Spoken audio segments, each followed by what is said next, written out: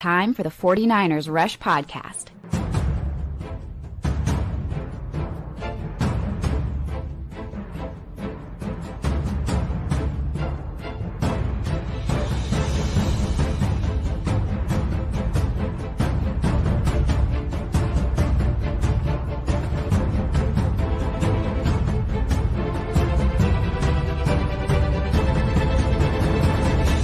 And here's your host, John Chapman.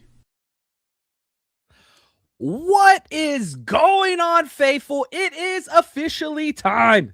The NFL draft is upon us, and I could not be more excited. I am here with two of the best in the business. I got my man, host Chuck B, and Ant from 49ers Comeback. Chuck, how you doing? This is our yearly get-together NFL draft time. Yeah. Dude, I'm here. this is what we do. I'm here to check on you because you've been watching so much film. Somebody has to take care of you and make sure you're not overindulging. So I'm here to learn from you. Dude, I appreciate that, man. And speaking of film, Ant with 49ers Comeback, the Dominic Pooney of the podcast. How we doing, my friend? How we feeling about it today? Yeah, I'm doing good. And, here I am. I'm in the middle of John Chapman and Chuck. Does it get better than this? I mean, last year I got to hang out in person with John Chapman, with Chuck, and here we are again. It feels like almost every year now we're in each other's presence, and I'm just so glad that I get to be here with you guys. It's a lot of fun. I enjoy it. Dude, I'm so pumped. I'm so excited. So for those of you who have never been with us for draft content before, we're going to be here start to finish. And, the official clock probably doesn't get going for another 15 minutes, but we're just too excited. So we're going to be here. We're not going anywhere all night. We'll be here days 1, day 2, and day 3. And so we're going to be covering the draft in its excess. And the thing that I love the most about the NFL draft is it's all about hope. It's about excitement. Every single team, all 32 teams in the NFL are about to get better. And the 49ers are one of those. Only have 6 picks. They are picking 27th, which is a little bit later, and this is a little bit of a down draft. But, man, I am so pumped. And just for everybody here, get your comments, questions in the chat. We'll be bouncing back and forth as best we can. Oh, we've already got the super chats flowing in, which I just absolutely love. Shout out to my man, Kim, bro. He is generous, kind, great dude. He says, almost didn't make it for the opening, was watching the Vrabel apology tour. I was also listening to that. Wow. Thank goodness for Kyle. I understand the question, but don't think you understand the question. Sometimes it is thankful. You got to be thankful to have Kyle Shanahan there. And again, let's open it up with Kyle's remarks right here. Oh, I understand. I don't think you understand. I understand. I don't think you understand. Chuck, Diane Rossini, Mike Vrabel, the Patriots got a Patriot. Wow. Fun times, man. They can't break the Tom Brady curse. It's just going to be forever. All the cheating, they're going to always be in this kind of, and thank you to her for doing this for us because they were pretty close. They were getting a little bit dangerous. It's going to be chaos in their locker room. Oh, got to respect the commitment to getting that story. Anyway, you take that for what you will. Now, let's do this. I want to do a roll call for those of you that are watching. Where are you watching this from? And if it's from the Bay Area, be specific. Charles is way out in freaking Illinois. What part of Illinois are you in? Chicago-ish. Chicago-ish. Ant-Man, you're from Sacktown, but what part is specifically? I'm in Lodi, so it's south of Sacramento. So I'm in the middle of the valley, yeah. Lodi, my man. And I'm coming in from El Cerrito, East Bay area. So, yeah, everybody in the chat, I want to see, man, I'm already way behind on the chat. This is going to be this is what it's going to be, guys. I want to do the best that I can to try to keep up with this. But that's all right. Here we go. We've got a lot of people coming in, man. Vegas, look at that. Yachtzik, we got New York, Roseville, Austin, my man. ATX Niners, Seattle, Virginia. We are all over the place. I love this. Now, Charles, you and I have been attending the draft or been together during the draft. Yeah. Over a decade now. Long time. But one of the best was last year with Ant. I'm going to tell you, if you haven't been, the location, what's the name of it, John? Yeah, goodness, it's going to miss me off the top. It's over on Broadway. Oh my gosh, I want to forget the name of the spot. We'll get it. We'll get it. Super chat. I don't know, do something like that. But that place is amazing. I mean, what an incredible experience it was. So that was probably one of the best last year. That was a good time, man. All the people that came out, it was incredible. And man, it was just cool hanging out with, Ant and his wife and just all the people that came out. Oh, look at this. We even got some San Antonio people in the chat. That's what I'm talking about. That's what's up. RIP your basketball player, but that's okay. That's okay. Leave him alone. I'm a San Antonio Spurs fan. Leave him alone. Now, I do have an announcement to make. Like, we do a draft competition every year, and you guys still have time. You have until the very first pick is made to get your entry in. Very, very simple. You can win this 49ers Rush hat that I am currently wearing for free. All you got to do is email your 5 guesses at who you think the 49ers will draft this weekend. Whoever has the most correct wins a hat. Tie goes to earliest submission, which we announced it on yesterday's show. So if you have not gotten your submission in yet, there's still time. All you're going to do is just email us 49ersrushpodcast@gmail.com with your 5 players that you think the 49ers will draft. And you have all the way up until the very first pick of the NFL draft. Once that is in, we're going to cancel, into all submissions there. But if you still want to get your stuff in there, take time. If you haven't submitted it yet, we got about 100 or so far. I would like to get some more. I'm trying to give away some free stuff here, and I'm hoping there's a couple people that get like 4 right, and I just get to send out like 3 or 4 hats. That would be ideal.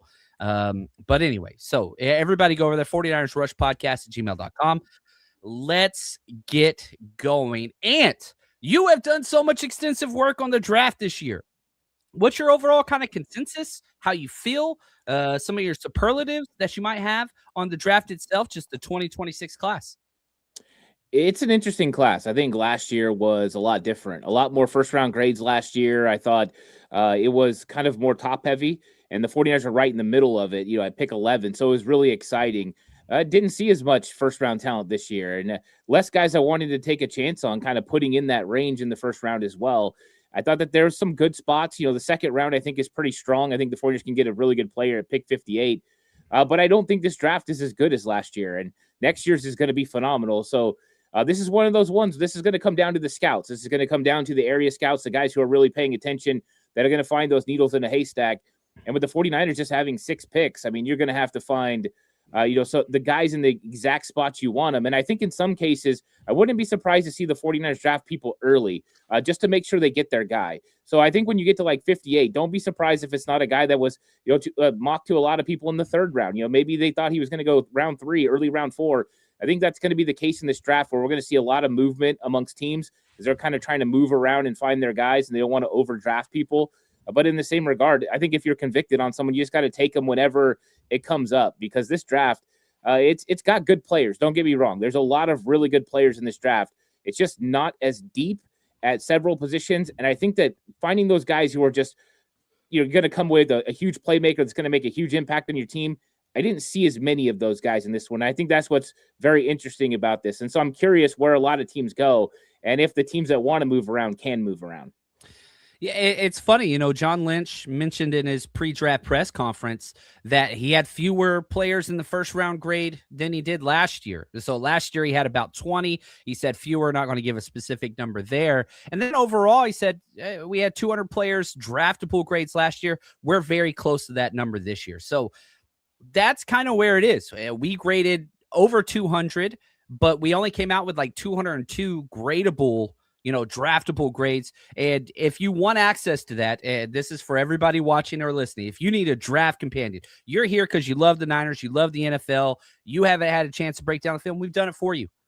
Go to the49ersrush.com, sign up any level that you want to. Go to 49ers draft breakdowns. You click on that, you'll see the draft book right there. It's got our war room board with every single player graded horizontally, vertically, you name it. We have our draft companion book where, man, you can just Control F, type in the player's name, you get everything that you want out of them. You can get that on our Patreon or at the 49ersrush.com. And we're going to be having, again, I know Ant, I want Ant to kind of talk about his Patreon, because once we get these new players, that is where the fun starts, because we finally get the breakdowns, the film breakdowns, to know exactly what the ins and outs are. So talk to us, Ant, just real quick about your Patreon, what you've got coming over the next couple weeks. Yeah, I mean, that's when the fun really starts, is you can start taking these players and seeing how they fit and what the vision is, because we know every player that gets drafted, they have a vision for them or they wouldn't draft them. And I think that's one of the fun parts. You can start seeing how they're going to fit into your offense or how they're going to fit into your defense, what they can provide in special teams, and then also look ahead. Who is this player going to become? And I think that when you really get into the film, that's when you're going to find the strengths and weaknesses, what the 49ers are going to have to help the player improve on, when they can put them in the best situations to be successful. And usage is important, and the film is going to illustrate that. So, yeah, jump on John's Patreon. Come check out my Patreon. We're going to be doing a lot of things, breaking things down. John does great work over on his. I mean, dominates, and then I kind of have my own little thing that I do. And, yeah, if you guys like that kind of coach approach to football and film breakdown, that's what we provide. And I'm excited about it. Every time you add a new chess piece, John, it was like this when I coached. It's like, oh, what can I do with this guy? How can I use his skills? And I think that's one of the fun parts. I'm not coaching anymore, but I still get to kind of try to get into Kyle Shanahan's head, say, okay, this is what they're going to do. And I think it's a lot of fun, especially this year with Raheem Morris taking over the defense. Yeah, I like that. Now, Chuck, all right, we've got to peel back the curtain a little bit. And for those of you who don't know, I started podcasting because of Charles Barr. And today marks the start of year 10 of the 49ers Rush podcast. Every year. The first day of the draft. It's what it is. So I have to say thank you, Chuck. But for those of you who don't know, the getup that Chuck is wearing is not typically the correct hue. Charles Barr is an Eagles fan. So I just want you to get your bias out there. This is your moment. How you feeling, Chuck, about your team? It's going to be 49ers coverage, but Charles is going to keep us honest. I got to make sure to know what's going on the inside. They got it. They sent me, and I'm here listening in, and I'm going to report back and just take your understanding. So, and whatever you guys are doing in the chat right now, I can't really see it, but just work out your marriage problems in there. Go after me. I'll take it. Just really attack me. It's okay.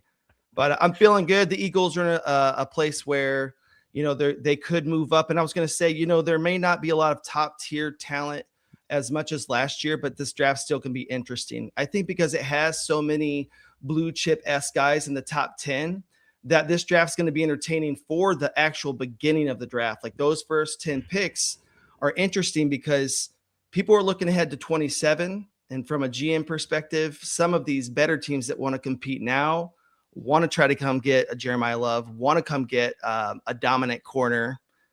I think it's going to be interesting. What say you? Yeah, I mean, we were talking to the chat earlier. We got a fantasy football chat we're in, like over under 4.5 trades in the first round. I want it to be over. I'd probably bet the under. I almost always bet the under. I don't know why. And man, if you guys have put some money on, what's happening here in the draft, good luck to you guys. I know I have a ridiculous amount of money down. It's just fun. So 4.5 trades over under today. Ant, what would you say? I'm going to go over. I think that this is going to be a trade heavy, especially, with so many teams only having, 15, 16 first round grades. Teams are going to be looking to move around. I think some guys are, like Chuck said, the top 10 picks are going to be interesting. So who slides out of the top 10 that all of a sudden someone says, I'm at 17. I want to jump up and get this player.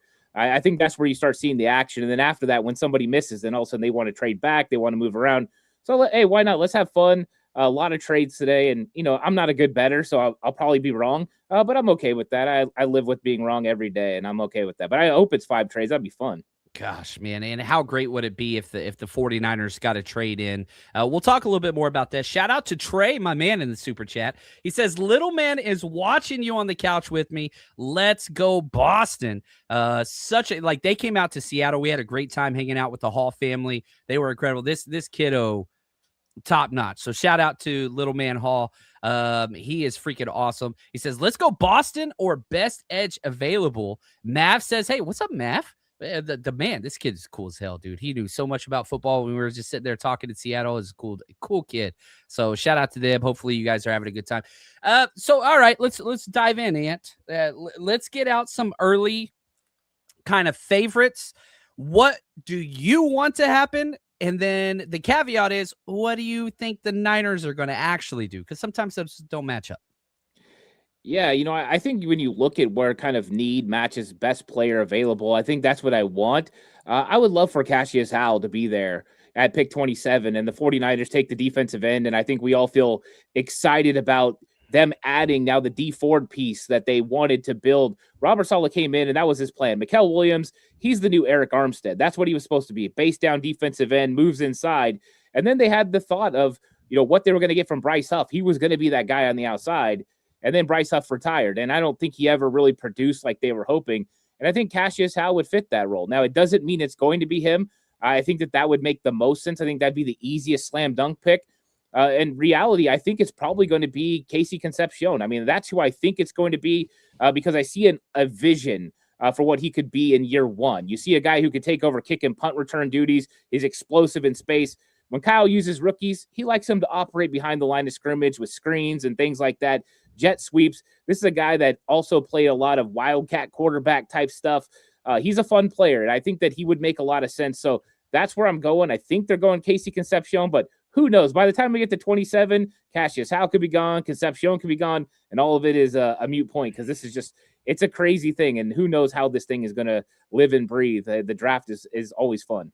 Yeah, and like right here, shout out to Hugh. He asked, do you think all the potential first-round wide receivers are gone before pick 27? And like I'm going to be very honest, like the mock draft that I did, I had them all gone. By the time the 49ers got, on the board, which this is here, I'll put this up right here. This was my mock draft that I did. I had, every single wide receiver that was, first round grade worthy were all gone by the time the 49ers picked. And so if I had to guess like what I would do, Cassius Howell is what I would do if he's available. What I think the Niners will do, Malachi Lawrence. That's kind of how I placed it out. But, we'll pull this up time and time again as we go through today. And we'll see how we do. Maybe I do terrible and shoot, Roger Goodell is up at the podium right now. Given his long way, he's got Cam Hayward, TJ Watt up there with him. That's pretty freaking awesome. Love that. Chuck, from your standpoint in the Eagles, who do you want? Who do you want the Eagles to get? Well, I want you to tell me about a guy named Proctor and how dangerous is he and what's his upside? Does he have the best upside of this offensive line class if he were to maximize there? I know Stoutland left. That was huge. You guys want to, make fun of me for that? Fine. I want Ant. Ant's the O-line guy. And he's the best in the business at it. So, Ant, Caden Proctor, what are your thoughts for the Eagles, for the 49ers? Probably on both the boards. Yeah, I think for the Eagles, it makes a lot of sense for their system. He's got a lot of upside. I think the main question with him is going to be lateral quickness. And I think that's one of the things that's going to concern a lot of teams. But if you're plugging him in inside, I think he's fine. I think inside early, he's fine. I worry about him when he gets out in space. And what's interesting is you see a guy who operates in space, especially with some of the things that he was able to do. He looks like a super athlete, even at 352 pounds. I wonder what he would look like 20 pounds lighter. Could this guy be an elite left tackle? I do think he's got the upside for it. I don't think that he has the biggest upside. I think that Iheanachor has the biggest upside of any offensive lineman in this draft. There's not very many people that move like him, and he's super athletic, light feet. I love that for an offensive lineman, and I think he's just going to get better and better and better. I think that he's got the potential to play left tackle, right tackle. You want him to play on the interior. He's got the anchor for that. So he's my favorite offensive lineman, I would say, outside of I really like Monroe Freeling, but I do think that Iheanachor has the highest upside. But I think Caden Proctor is going to be a phenomenal player, especially if he plays inside early. I like him at right tackle. I don't know if I love him at left tackle, but I do think he's going to be really good. Yeah. Go ahead. Lane Johnson's leaving soon. We know that there's a limited time with some of these vets, so they've got to actually invest early in O-line. I think they'd love to go D-line. I think they'd love it, but I think right now you have to swing back from the way you've been drafting. But go ahead, John. I don't know if you saw Nick Saban's comments on Caden Proctor. He was, I don't remember what show he was on, but he was like, yeah, Caden's great. When he's in the building, he's great. But whenever he's away, he's going to gain weight. And this is somebody that was up to, 400 pounds and had to work his way down. So that's an issue. I know everybody talks about the size and the movement and all those things for Caden Proctor as a huge positive, and it can be.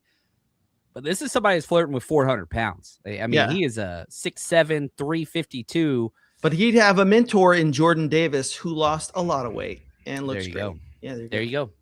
They could race to the weight room. There we go. Sorry, probably shouldn't have said that. But that's okay. That's okay. So Terry Bradshaw's out there, man. Terry always looking good. That dude has looked the exact same for probably 25 years. He looked this old 25 years ago. He has found the fountain of life, fountain of youth. I love it. Real quick, we got another super chat. Shout out to Kimbro. Everyone wants a speed edge. I would scalp a man for Justin Cowboy Smith. All pro at edge and defensive tackle. Should be in the Hall of Fame. Probably not a talent like that in this draft. Do you have a Justin Smith-like player at the end position, Ant, that you're like, given it's hard to kind of do that comp as this player is like that player, but do you have a guy that's Justin Smith-like for Mr. Kimbrough? No. And there hasn't been a Justin Smith type guy for a while. No, those guys don't grow on trees. A guy that's that athletic, to play in a 3-4 defense and play that 5-tech role, and then move inside and be a big time defensive tackle. He was different. I mean, who pushes offensive tackles back and sacks the quarterback, right? Reaching around.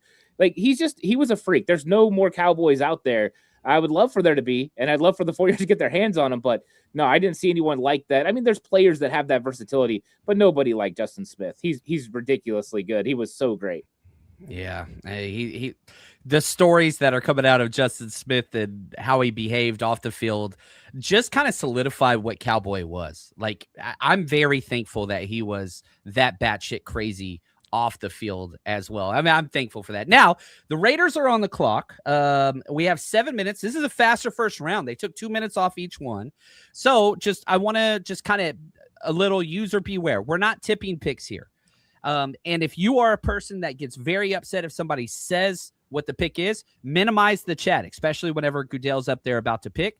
I will announce the picks, but with the delay from YouTube to live feed, it's probably about 15 seconds, so 10 to 15 seconds. So I'm just letting you guys know, if you're watching this, you'll see the pick, if you're watching NFL or ESPN, before we react to it. So again, we're not tipping picks. If you have insider information, just keep that to yourself. We're not posting that in the chat. We don't want to ruin somebody else's experience. We're here to have a good time. I'll announce the picks and then we'll react to it from there. But again, if you're one of those people that gets really, really pissed off, man, just minimize that chat whenever a pick has been announced. You're going to have a much better time. We've been doing this for 10 years. Trust me, we know. You remember that one draft where they told every single pick the inside pick, and they had the cameras in the green room, and so we knew what every pick was before they announced it, Chuck? It was crazy. Awesome. And I can't imagine how it was making everyone feel like everyone was tripping out because of that. It was pretty great. Yeah. So here we go. Fernando Mendoza, right? Is there any debate here? Is there any whatever? Charles, on a scale of 1 to 10, is this a solid 10? It's going to be Fernando? It's going to be Fernando, but just like, is this, as a Raiders, fan, it's like, is this the guy? Is this the draft that this could have happened to us? I think there's some development with him, but they got to go with him because I think that he will figure it out and he'll eventually I think he'll be good. Yeah. What are your thoughts on the former Cal transfer, Ant? Are you, do you consider Fernando to be a franchise quarterback? Are the Raiders going to continue to be a poverty franchise, which they have been for decades now? Are they about to turn it around with their coaching staff and all those things? How do you feel about the Raiders? I never bet on Mark Davis and the Raiders. I mean, for whatever reason, they'll figure a way to screw it up, but I do think that he's a good quarterback. I don't know if he'll be a franchise quarterback, but I do think that this is a pick that they have to make. I do think he's going to improve the position, and hopefully he does turn out to be a really great quarterback for them and goes and battles Patrick Mahomes and causes problems for Kansas City. So I think he's a good player. I love his attitude. I love the way he approaches the game. I think that those are things that you can build a culture around. So in that regard, I think it's a really good thing for that team to build a new culture. They need to get away from what they had even over the last few years. It hasn't been good there. And I think that this will be a big stride in the right direction. My thing I saw this week, they took the Raider logo off of everybody's helmets. It basically said you have to earn it. And now, don't get me wrong. I was a coach. I get this. But, like, these are grown-ass men that are 30 years old and are multimillionaires. You don't treat them like middle school or high schoolers. These are professionals. And it's just like, I don't know, man. Like, I get Tom Brady, but I'm just like, there's way too many cooks in the kitchen. I just don't like the setup of this at all. I hate the Raiders. And it's funny because I assumed growing up in Dallas-Fort Worth, everybody hated the Raiders that was 49ers fans. I come to the Bay, not the case. Not the case. Bay Area fans don't see the Raiders as a threat at all, but like I hated them. And my hate came from Jerry Rice and Ronnie Lott, putting that jersey on. And it grosses me the hell out. But yeah, I don't know. Ant, where are the Raiders on your hate scale? Because they're above average for me. Yeah, I don't really have a whole lot of hate for them. It's funny. Raider fans hate 49er fans and 49ers in general because we win. But we don't really have any problems with them. I mean, it's been 1983 since they won a Super Bowl. Like, nobody's stressing about the Raiders in the Bay Area. I know you've found that out now. So yeah, I mean, I don't really have any stress about it. They just haven't been good. And I went to Raider games and the fans are lovely, especially when they find out you're a 49er fan. So yeah, it's good times. And hey, I don't know. They don't. Give me the Cowboys. That's a real rivalry. Give me the Rams, Seahawks. For me, New York Giants, I dislike them from the 80s, and the Joe Montana stuff, 1990. For me, the Raiders aren't even on that list. Yeah, I'm with you. And it was funny. I was at the gym today, 24-hour fitness, working out, and a guy was wearing a Devontae Adams. He worked there. And so I was like, oh, man, diehard Raiders fan. He goes, no, not anymore. I was like, oh, okay. But, like, you bought the jersey. He's like, I just like Devontae Adams. I was like, all right. That's what it is. The pick is in, Chuck. What are your thoughts with Kirk Cousins being the starter and then transitioning over? I don't know. Did you watch the quarterback series on Netflix? There's just something off. His wife dresses him. He's a weird cat, man. I don't so trust is Tom, it. though. So is Tom, though. And so is Fernando. Like, that's, three amigos that are, a little. He's financially smart. I'll give him that. There we go. Roger Goodell's going up to the podium. And again, like this one, we're using this as kind of a trial run. Don't want to ruin it for anybody. So just minimize the chat if you don't want to. But the Raiders, their pick is in. And with the first overall pick in the 2026 draft, quarterback Fernando Mendoza, Cal to Indiana, undefeated. The only kind of premier quarterback in this draft class off the board. Yeah. He had some tools around him. He had some nice steam around him too. You're getting a lot of Indiana players in this draft. I watched a lot of Indiana tape. We'll see what week will be the first week for Fernando Mendoza to start. He's starting at some point this year. How long will Kirk Cousins be able to kind of keep him off of, the starting depth chart? Yeah, for sure. And I'm worried about his tools. I hope that Genty can improve, and he's got Bowers, and I don't believe that there's anything else in that cupboard at the moment for wide receiver. I don't know. What do you think, Ant? Yeah, I mean, I think that Kirk Cousins will get hurt at some point, unfortunately. I mean, he gets beat up at this point. I think Mendoza is going to take over probably halfway through the year. They'll try to, take a look at what they got there. I think Kirk can run that offense. I mean, I really do. I think that he can run that offense, but I just don't know if he can stay healthy. And they're going to be sitting there, and there's going to be a lot of push from those fans to get Mendoza out there, which they should. I mean, at some point, right, he's got to be ready to roll. You got to build a franchise around him, and you only have 5 years to win a Super Bowl with a rookie quarterback. So the time's, clock's ticking. Yeah, and one thing I want to focus on, shout out to Sean, this is a wonderful opportunity. This is generational wealth, life-changing things, every name we hear coming across the board. And so I definitely want to focus on that. But now the Jets are on the clock at number 2. I think Arvell Reese, this is where things kind of get a little weird. David Bailey, they canceled the All-30 visit. Chuck, Arvell Reese, David Bailey, trade back. I think it's Reese, and I just think that it's like the safest with best upside situation. Don't play around too much. You got that guy in your sights. I think you take him for sure. Yeah, I like. Look at this, Rob Louder in the chat, man. I freaking love it. And for those of you who don't know, we teased this Monday. The Striking Gold podcast now has its own YouTube channel. So, yeah, everybody needs to go subscribe. You can see it used to be Lieutenant Simple Jack. We know him as Lieutenant Simple Jack. But shout out to Rob Louder and the Striking Gold podcast. I love it. Ant, Reese or David Bailey at the edge position right here at number 2? Yeah, first I got to go, subscribe to the Striking Gold podcast, and then after that, I think it's going to be Arvell Reese. I do. I think that they made a decision there probably a while back. I think everyone kind of knew it was Mendoza, so they've had a time to weigh these picks, and I think that they decided David Bailey had some off the field issues. I think the Beast really exposed some things, about him a little bit. So yeah, I think it's going to be Arvell Reese, and he's a fun player. He's exciting. So I think that you're going to add a little excitement. You got a defensive minded coach there. So that's who I think it'll be. Man, it's just 20 years old. He's played the edge position, not really even a full year. I think it was like 370, snaps. That's about it.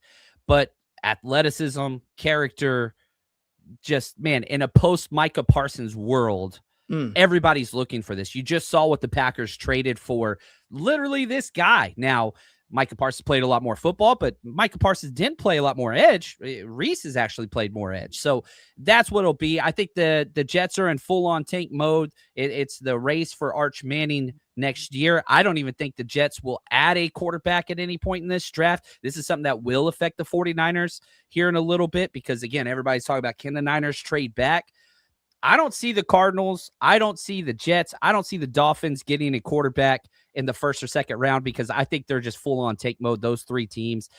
Chuck, what are your thoughts with these kind of 3 teams I would just think, nailing it in? Yeah, I think as a dynasty commissioner, myself, I'd have some problems with these teams tanking. We need to re-up the bylaws and make sure that we're not going too hard. Kidding, of course.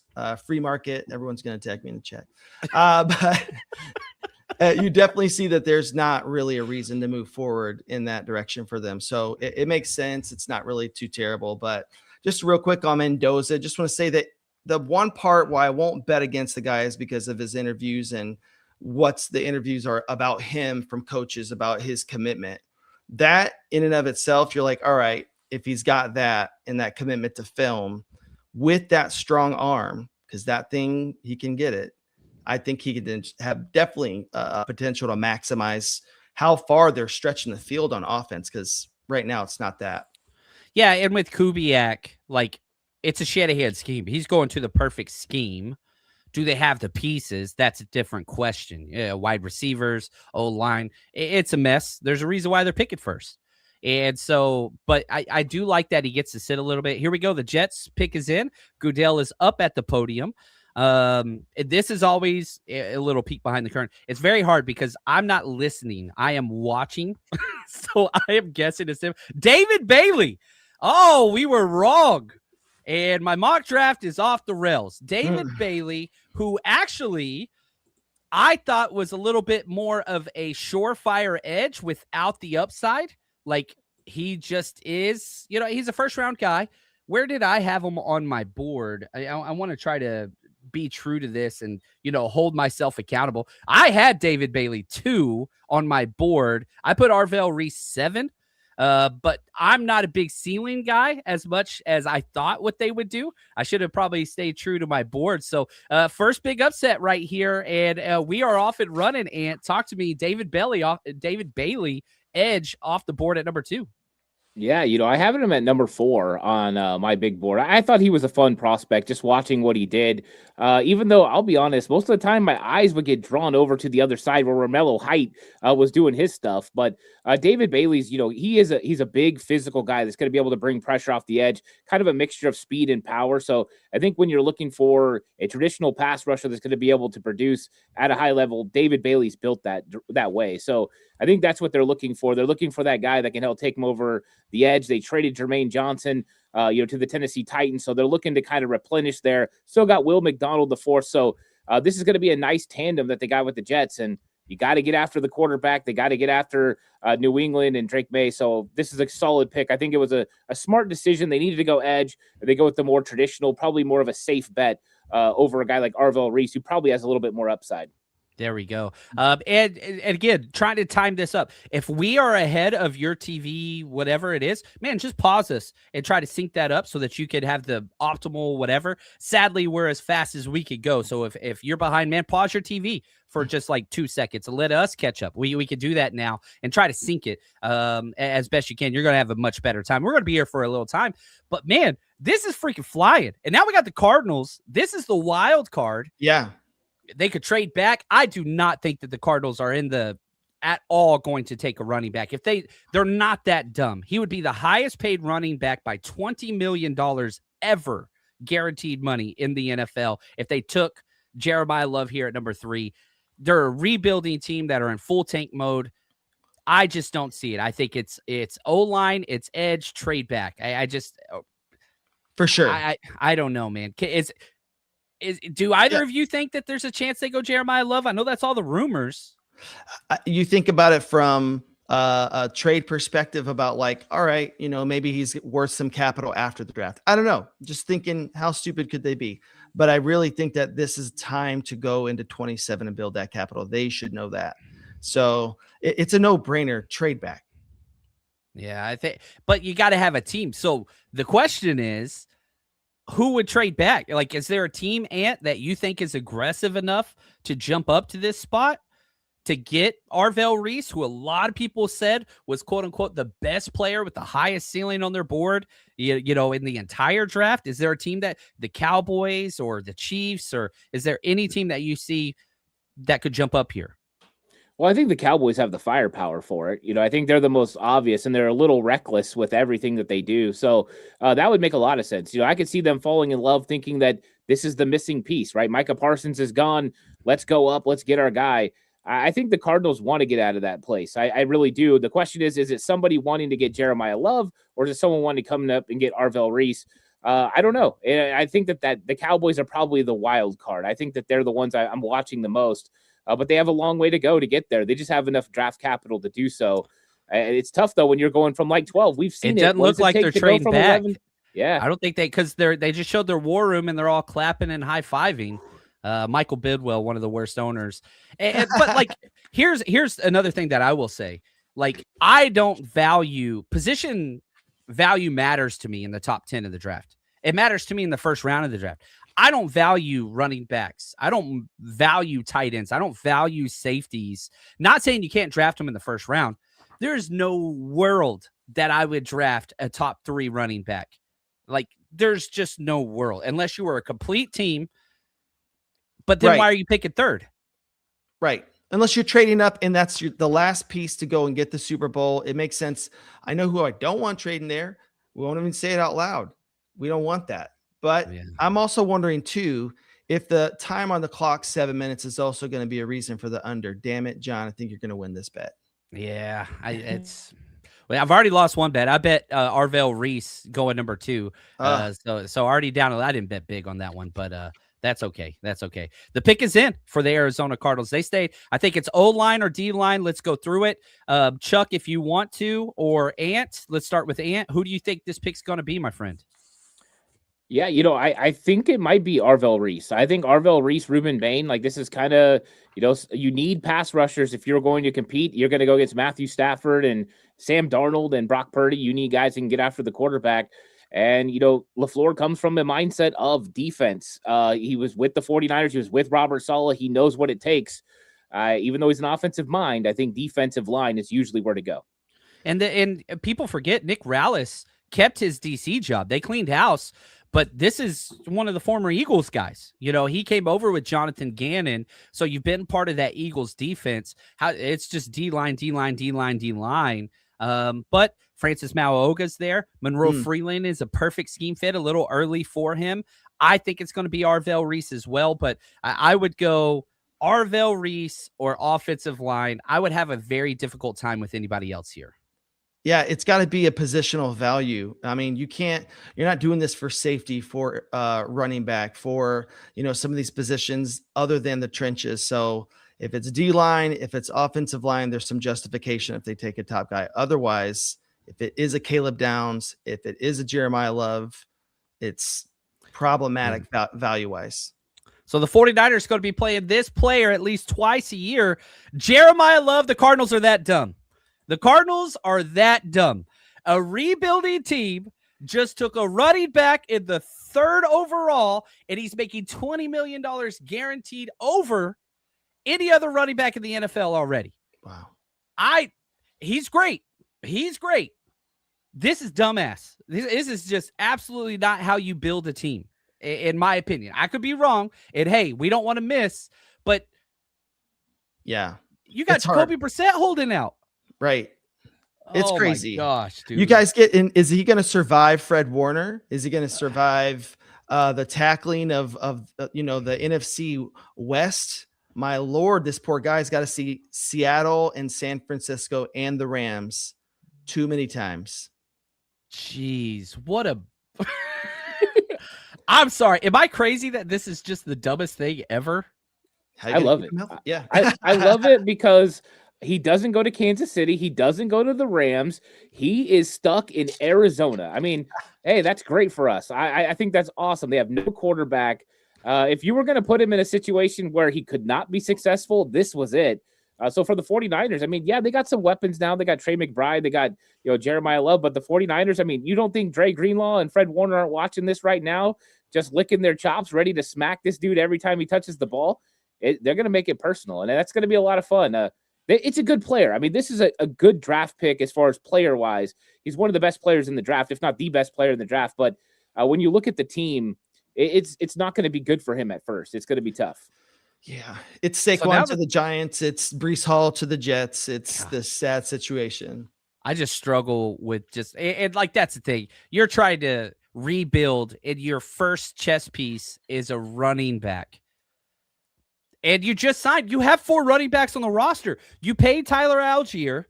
You brought back James Conner. You have Trey Benson. You have Bam Knight. Their best position group in the entire team is running back. Yeah, and that's crazy. This is why when people say just go best player available, I always get a little bit upset, because it's not how you build a team. Wow. Yeah, you just took the best player available. Congratulations.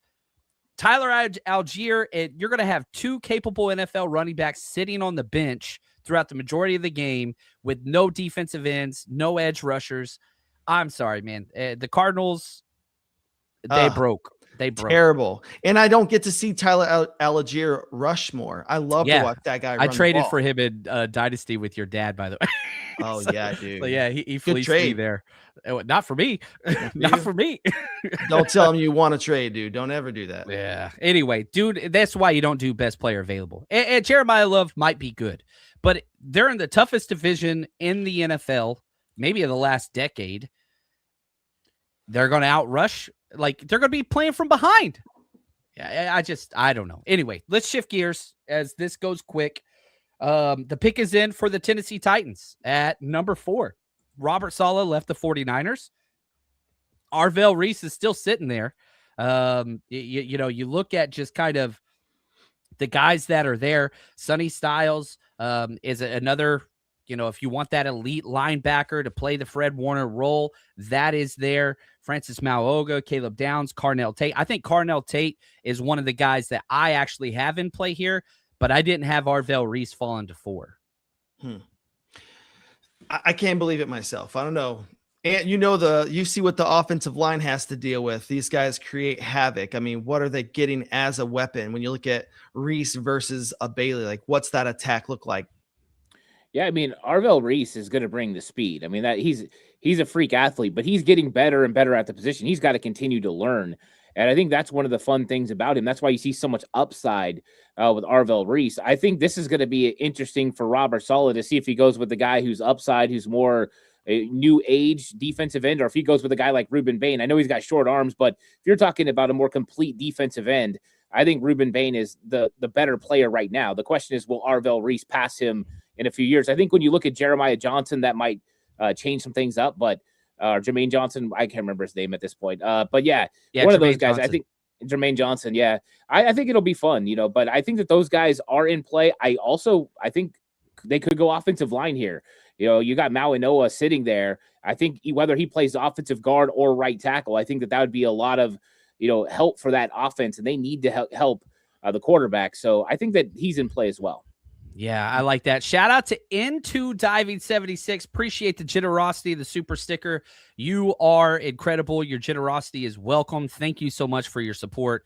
Appreciate you so much. So the Titans pick is in. Everything about me would be getting Cam Ward right. If your quarterback's not correct, you lose your job. Robert Saleh already found that out with the Jets. Drafting number 2 overall, took an absolute bust, did side Aaron Rodgers, ran him out. You got to make the quarterback right. So now you have this debate. You're sitting there at number 4 where you have, all right, do we help the quarterback or do we go with best player available at a premium position? Arvell Reese is sitting there. Sonny Styles is sitting there. The 2 Buckeyes, these elite ceiling players. Goodell's walking out. Real quick, Chuck, what are your thoughts? What's your prediction here? It's got to be Reese for value, but also just saying that both the guys you mentioned and Reese and Styles, just people who are in love with football. So there's coaches who really want these guys. I could see a coach falling in love with somebody to kind of pull up. So Carnell Tate goes number 4 overall, wide receiver again. Like that matched for me. Carnell Tate was a guy, and I bet very, very big on that one. John Chapman got paid on that one. I'm pretty excited. I think that this is smart for Cam Ward personally. What are your thoughts? He was my number 3 overall player on my big board. I was a huge Carnell Tate guy.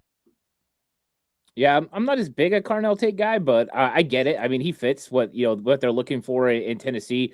I think he was arguably the best wide receiver in this draft. I think he gave me a lot of Emeka Egbuka vibes, and I know they went to the same school, but I think that that's kind of who he is. He's smooth operator, in and out of his breaks, catches the ball well. He'll be a nice weapon in Tennessee. So I do think it's nice to get Cam Ward, some guys that can help him. I'm a little surprised Carnell Tate was the pick. I thought they were going to go defense with Robert Saleh and what he likes to do, but hey, let's go get some offense in Tennessee. Maybe Robert Saleh can get an offense that can move the ball consistently, and that'll help him on the defensive side of the ball. Oh, I like it. Go ahead, Chuck. As an offensive weapon, I mean, the guy's from Ohio State, and he's a top wide receiver pick. So just the betting alone, we can look at the odds and see that this guy is going to be an impact player for them and really give him some people to support him, because Cam Ward, it looked awful, but then it also looked great. So I'm not really sure how Tennessee is going to support him, but I could definitely see a world where he makes big improvement from adding a wide receiver like this. There we go. I like that. I'm going to put this up here. I'm going to be a little bit of a jerk here. Let me see if I can figure this out. I'm thankful real quick. I missed on the first couple of bets, but I nailed that one pretty good. Let's see here if it goes up there. This is my bet slip right here, baby. I'll take it. $20 into 100. Carnell Tate, 4th overall. Little humble brag there. There we go. First beer's on me, guys. First beer's on me. A win for you is a win for me. That's how I feel. One of us wins, we all win. That's right. So Carnell Tate goes. Wide receiver. And this is somebody that's part of the Shanahan tree. Got to have wide receivers, and there's going to be a lot of them.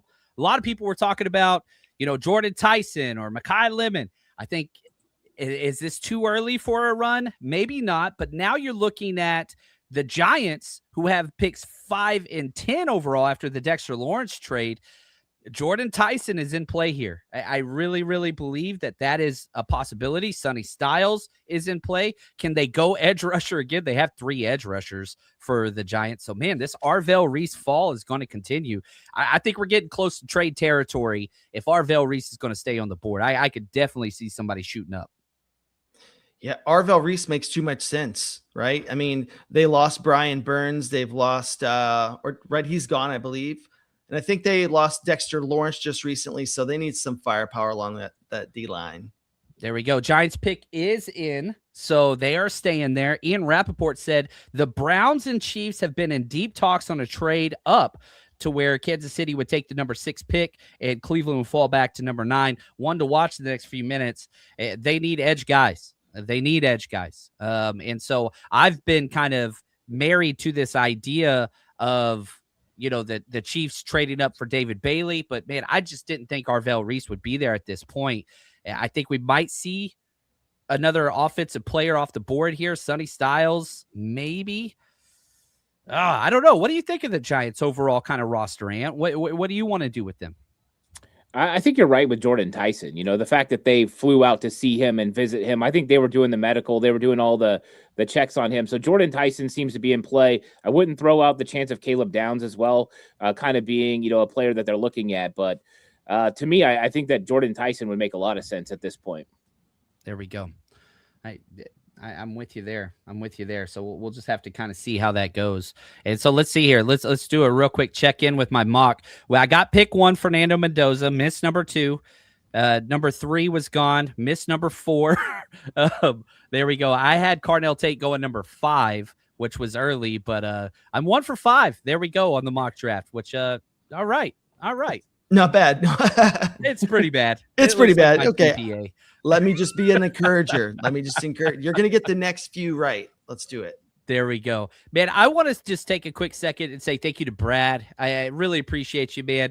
Coming all the way down from Australia. Appreciate the super chat. He says, can't wait for my first 49ers Rush party, and it's in Australia, even better. What day is it on? So, here's where it gets a little confusing. Thank you so much, Brad. I'm rocking my 49ers Rush road trip shirt. We will be in Australia for a week. The back and forth days is confusing the hell out of me. So I'm just telling you, we will have our pre-game party the day before the game, and then we'll have a tailgate and a post-game party the day of the game because it's that Friday, Thursday game because the Eagles play officially Thursday, but the time in Australia and the time in California is weird. But we will be out there, 49ersRushRoadTrip.com. And if you want to come party with us, we have a full flights, hotels, game tickets, everything included.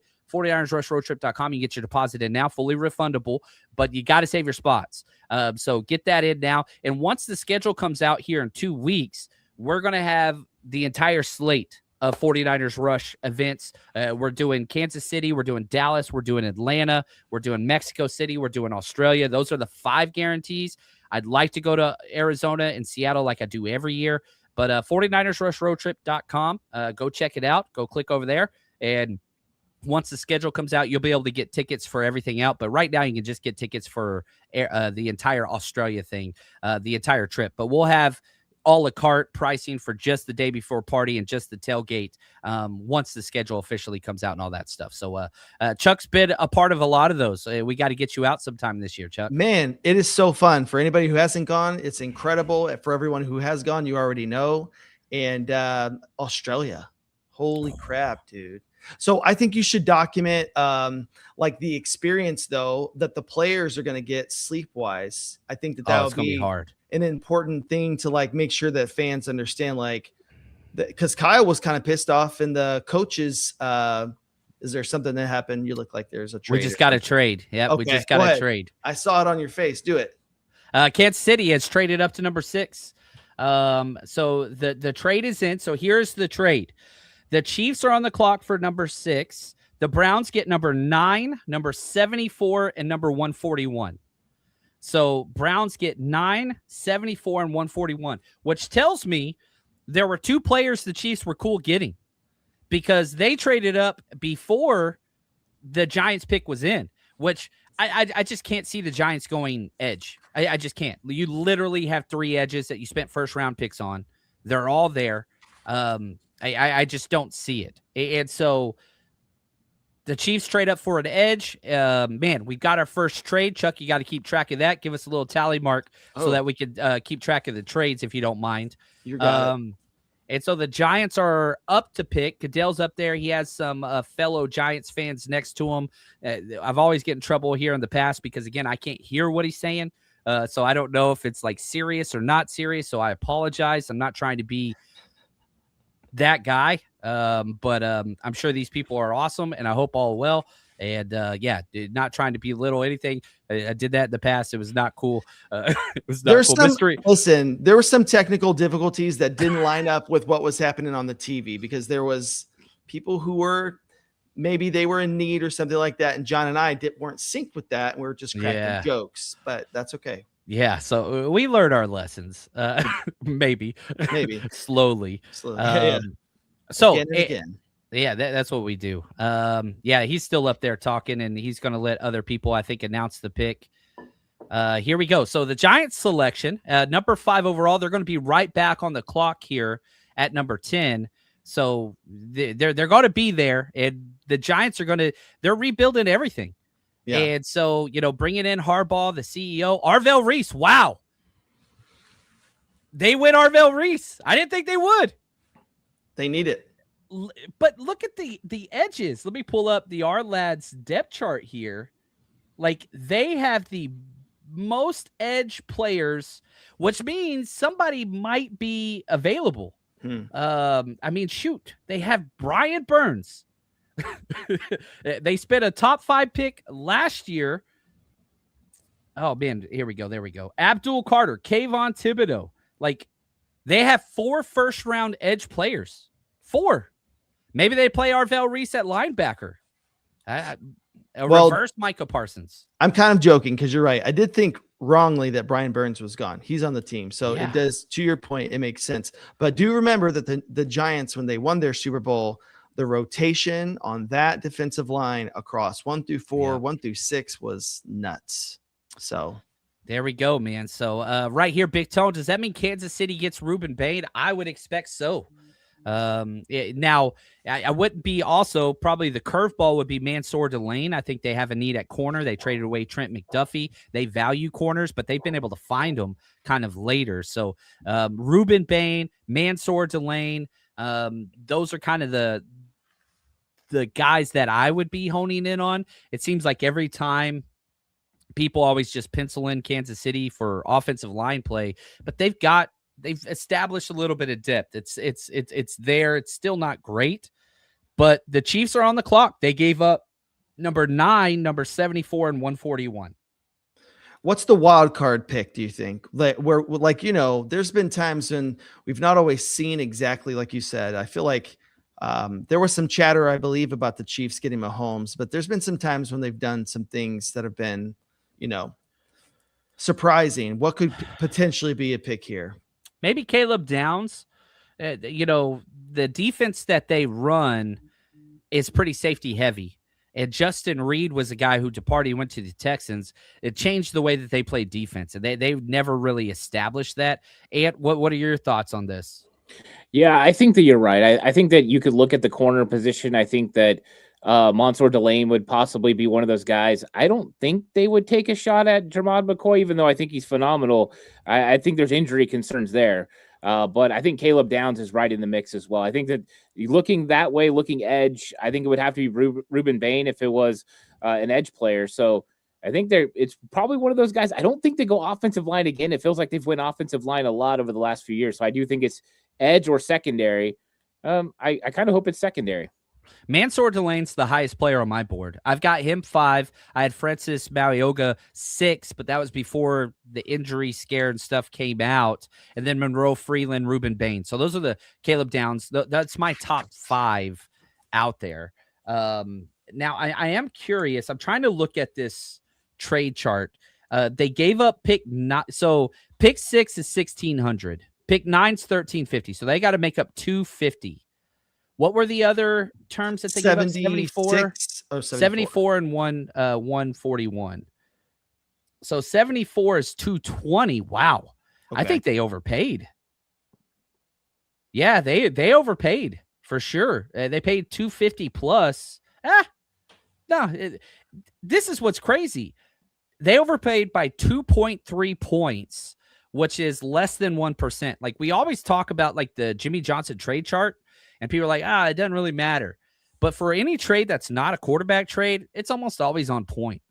So Kansas City paid almost identical to the trade chart to jump from 9 to 6. They jump up 3 spots. It cost them a 3rd and a 5th rounder.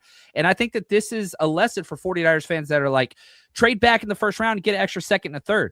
Dude, this team just traded up into the top 6 and didn't even get a 2nd round pick. They got a 3rd and a 5th.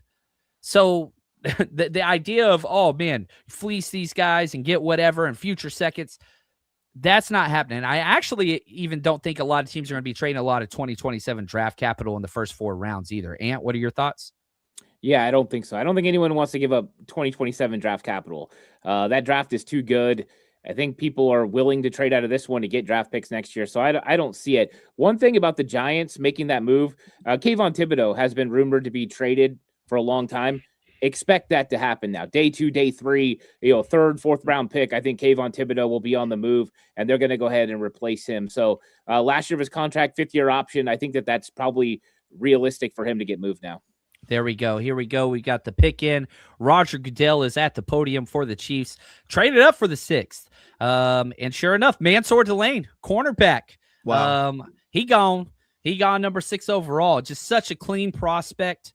By far one of my favorite players in this draft. I don't think that he has this elite ceiling, but you just put Mansour Delane straight into the Trent McDuffie, kind of role. You traded Trent McDuffie to the Rams for a first. Obviously, the Chiefs have a very difficult time with their cap, with how much they're paying, Patrick Mahomes and Chris Jones.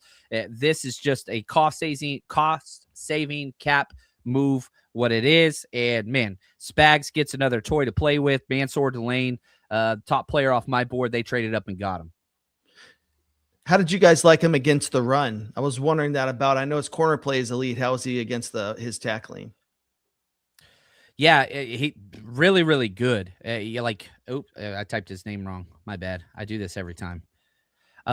Here's what I had. His run grade, I gave a 5 out of 10.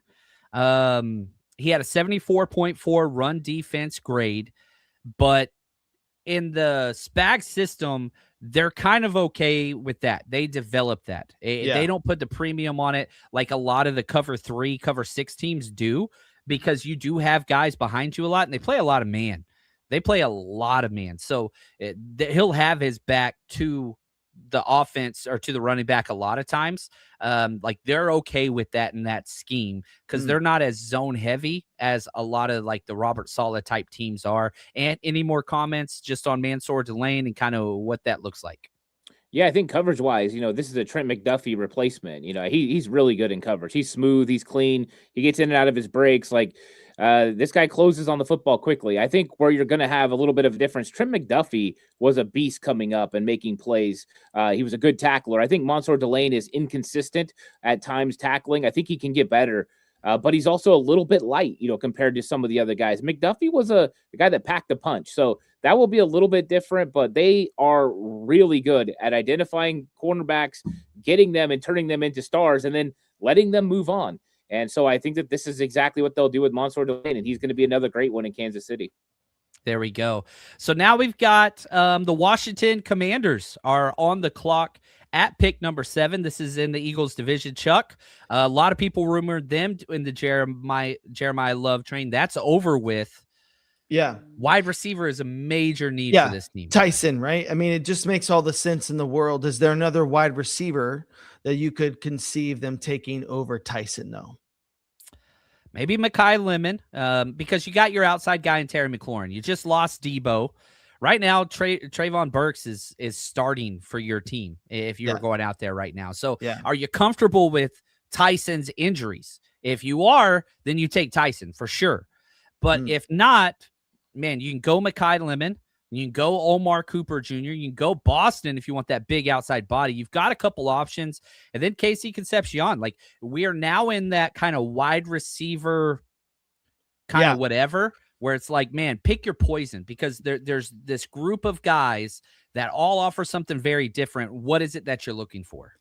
I wonder when it's going to start to happen, but there's a breakdown between how organizations, their boards start to fall really differently, like you're saying. So here we go. It's potentially going to be a variation. I don't know that it starts this early, but I think that Daniel Jeremiah said that it would be one of the most unpredictable drafts. So we'll see. Yeah. I mean, and so far, I think it's lived up to that, right? You've got to trade in the top 10. The running back going top 3, we haven't seen that since, I think, Cadillac Williams, maybe. Cedric Benson. You remember that draft? Ronnie Brown, where it was 3-5-7 or something like that. This, I mean, it makes the no Dolphins sense. Were involved, so it was bad. Dolphins were involved. Wow. All right, Commanders. They are up at the stage. They've got a couple guys that did not play for the Commanders standing next to them, which is kind of weird. Yeah. This is the Walter Payton Man of the Year presentation, which, hey, I really wish that they would hype this up more often. because I love the Walter Payton Man of the Year. It's such a big deal. I see Lynn Swan, Jerome Bettis up there off the top. I could be wrong on these. Again, I'm just guessing by what I saw there. Oh, man, Mr. Corey Robbins, salute, man. Appreciate the generosity in the super chat. John can't stay. Just wanted to support the channel. Hope to hang out over the weekend. My man, dude, you are freaking awesome. And yeah, the wife and I were going to be going out with the Robins and having a good time Sunday. So appreciate you, man. Very, very kind. Drinks on me, for sure, which is always the rule anytime we hang out. Drinks are always on me. It's just the way it goes. Right, Chuck? You have to drink what he buys you. That's the other part. Chuck's not a drinker. He always makes me go further than I want to. Just kidding.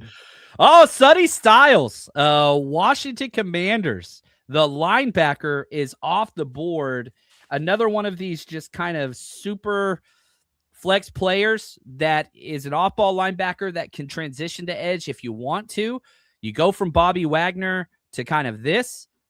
Ant, what are your thoughts on Sonny Styles? Yeah, I think it makes perfect sense, right? Adam Peters had Fred Warner when he was in San Francisco, and Dan Quinn, I'm sure he would love to have somebody like that. And Sonny Styles is big, he's long, he plays well, and he can absolutely move. This is a more athletic Fred Warner. I don't know if he has the instincts. He doesn't have the ability to read the way that Fred Warner does right now. Maybe he'll develop that. But I do think that Sonny Styles is one of the best linebackers already in the NFL. I do think he's going to be that good. He's very, very talented. I don't know, when you talk positional value, what do you do with a top 10 pick like this? But he's going to be really good. And I think that defense just got a lot better, and they got a lot younger. This is a guy that can do it all. He can cover in space. He can come after you. So I think it was a solid pick for Washington. It makes sense for Dan Quinn in that defense. I think it hurts Dallas. I think Dallas was hoping he would fall. And this is what happens in the NFC East. They are cutthroat against each other, and I love it. That's my favorite thing about that horrific division. I hate the whole damn Dallas division. Goddard. That's my favorite story. Oh, ever. Traded up ahead of them by one spot. One spot. That was the best. So good. So good. Sonny Styles is an athlete, though. When I watch him, I'm just like, this guy moves different, and you see how tackling and the diagnosing. I mean, I feel like, obviously it's going to get more complex in the NFL. So as you say, that needs to improve, but the tackling and all that, I mean, he's incredible. He has the name of a Pro Bowler. Like if you were playing Madden and you were doing where they create the names, Sonny Styles is winning defensive player. I love the alliteration. Might as well be a Marvel superhero. Yeah, dude.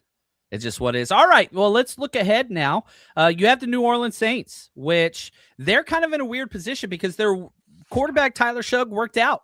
And so I think you got to kind of see what he can do. You have offensive tackles. They took Kelvin Banks Jr. last year, had a really good rookie year. You have Fuaga. I know I didn't pronounce that correctly. Tylese Fuaga. There we go. Yeah, second time. Thanks. Ant was about to correct me. Wide receivers, a major need. This team's still horrible division. Anybody can win this division. What are your thoughts here with the Saints, Ant? Wide receiver seems to be, and I think we're going to be saying this with almost every team that comes up on the board, where wide receiver is a major need. Yeah, I think it is. I think they've been needing weapons in New Orleans, and I think wide receiver would make a lot of sense. I think Mekhi Lemon would make a lot of sense for them. They can get a guy who can operate kind of out of the slot and create some things out in the open field. And I'm a huge fan of Mekhi Lemon and what he did at USC, and I think that he would be a dynamite pick for them. So, yeah, I would absolutely think that he would be in the mix. They could always go edge rush as well. They need more guys, but I do think I lean towards the offensive side of the ball. Yeah, when you have a young quarterback that you're not invested in, you got to make him better. You just got to figure things out there. And so, you start looking just at, kind of my big board, and I'm just like, all right, tackle, you've got kind of short up. Guard, sure, but man, you're picking in the top 10. You don't want to take a guard in the top 10. So then you're looking at okay, tight end, that's a possibility. You got Juwan Johnson there, and you really, really like him. Kenyon Sadiq, definitely in the conversation at this point, but I'm just looking at wide receivers. You like Mekhi Lemon more than I do. Jordan Tyson has a lot of the Chris Olave to him. Is it okay to double up on that type of player? Do you want the true outside guy? We're gonna have to see. Kellen Moore, the offensive coach there, he had the AJ Brown, right? That he had that and had success. I'm not sure there's an A.J. Brown first round available type guy, but the pick is in for the Saints. What are your thoughts on Tyler Shugg and just kind of the Saints overall, Chuck? He surprised me. Not gonna lie, I'm one of those definitely missed on that guy. I mean, but he was taken in the third. I'm correct, and I think I'm a little bit worried about the overall decision making of that organization. There's just times where the Saints, they're one of those where they'll, outside of having a Hall of Fame quarterback that will carry your franchise, as it Drew Brees did a good job, but really sort of in spite of general management at times. So I don't like the Saints overall when whoever they draft. It usually takes longer. There's usually issues. So sort of stay away from the Saints just in general. Yeah. They're a mess team. Shout out to my man, Ben. He is one of the helpers with the 49ers Rough Draft content. He's incredible. He says anybody but Lomu tonight. And I'm finding positives. If it is Lomo, send a wellness check because I'm snapping. What are your thoughts on who you don't want, Ant, for the 49ers? Let's get a little 49ers talk in right here. Is there anybody that would kind of just irk you, or you're just like, I just don't want them to do this? Yeah, I think Caleb Lomu. I'm not a really huge fan of Caleb Lomu. I think he's a good player. I do. I think he's going to be good. But I don't see him as a left tackle that could eventually take over for Trent Williams. I don't see that. I don't see him as a left guard. So the interim, it wouldn't make sense for him to step in and play. And I think if you're drafting a tackle that high, you need to make sure they can have versatility to play inside and outside. That's my biggest concern with Caleb Lomu. I think there's other guys that might be on the board. And I talked about Max Iheanachor earlier. To me, he would be able to do that. I'd be more willing to take a Chase Basantis or somebody else who plays guard than to go with Caleb Lomu. But that seems to be the consensus from around the national media that it's going to be Caleb Lomu. And I know Schrager's tied in, but I just don't see it. I don't think that this is the pick. I think it's a smokescreen. I think just like before, Cooper DeJean was the pick, and then it ends up being Ricky Pearsall. Yeah, something where it's just going to be kind of the Niners march to their own beat. Oh, what'd you see? What did you just see, Chuck? Oh, no, I did. He said it was going to be Cooper DeJean, and then it was Ricky Pearsall, and I did prayer hands. Yeah. Thank you for highlighting that. That was great. Yeah. Speaking of highlighting wonderful picks and not picks, I sent Charles the Minnesota Vikings war room whenever terrible. the Eagles drafted Jalen Reagor, and you had the entire Vikings war room just celebrating because Justin Jefferson was there. Every team has these. Howie Roseman's the best general manager maybe in the history of the NFL. Like, I'm comfortable having that conversation, but it's not like he's perfect. Right. Well, and I was going to say, so you guys fear Lomu, right? So I want to ask you a question. You know your coach. That's your problem right now. That's why you're afraid, because you know Shanahan, you know these guys, you know what they fall in love with. And just like your buddy who starts to date somebody that's toxic for them, why is potentially this GM coach maybe thinking about Lomu? Admit it to yourselves and explain their logic. I can't, because the 49ers haven't drafted offensive tackle in 4 consecutive drafts. Only one of 2 teams in the NFL that's done that. And now you just signed Trent Williams to a 2-year extension. Colton McKivitz is signed for 3 more seasons. Why the hell all the offseason moves have been win now, established veterans, whatever. How does bringing in Lomu, who can't play guard, I just don't get it. I really, really don't. So I don't think that's information coming from John Lynch or Kyle Shanahan. I think that's just outsiders trying to figure out, oh, this guy moves well in space. That's about it. Yeah, that's just me. Yeah. Yeah, I mean, I don't know why they didn't latch on to Max Iheanachor, right? I mean, if you're talking about a guy who works in space, is big and physical and fits the zone scheme to a T, the way that he played against Texas Tech, I mean, he was really good. Here we go. Saints, Jordan Tyson, wide receiver. There we go. And the injury concerns seem not to be a big deal. So now you match Chris Olave with the most Chris Olave-esque wide receiver in this draft. Wow. Tyler Shugg, man, make it better for the dude. And now the Cleveland Browns are on the clock in the trade back. They were there at 6. They exchanged picks with the Chiefs, who traded up and got, their edge player. Now you got Cleveland. Any thoughts? Let's change our focus to the Browns.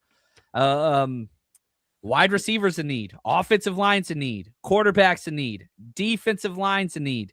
We have not had one offensive tackle or offensive lineman in general go. You usually have 3 in the top 12. Almost every single year, you can write it in pen. 3 offensive linemen in the top 12. Haven't had one yet. Is Francis Mauigoa, Monroe Freeling, Vanga, any of those guys make sense here? What are you doing, Ant, if you're the Browns? Well, I should change that. What would you do if you were the Browns? That way, I want to give you the credit.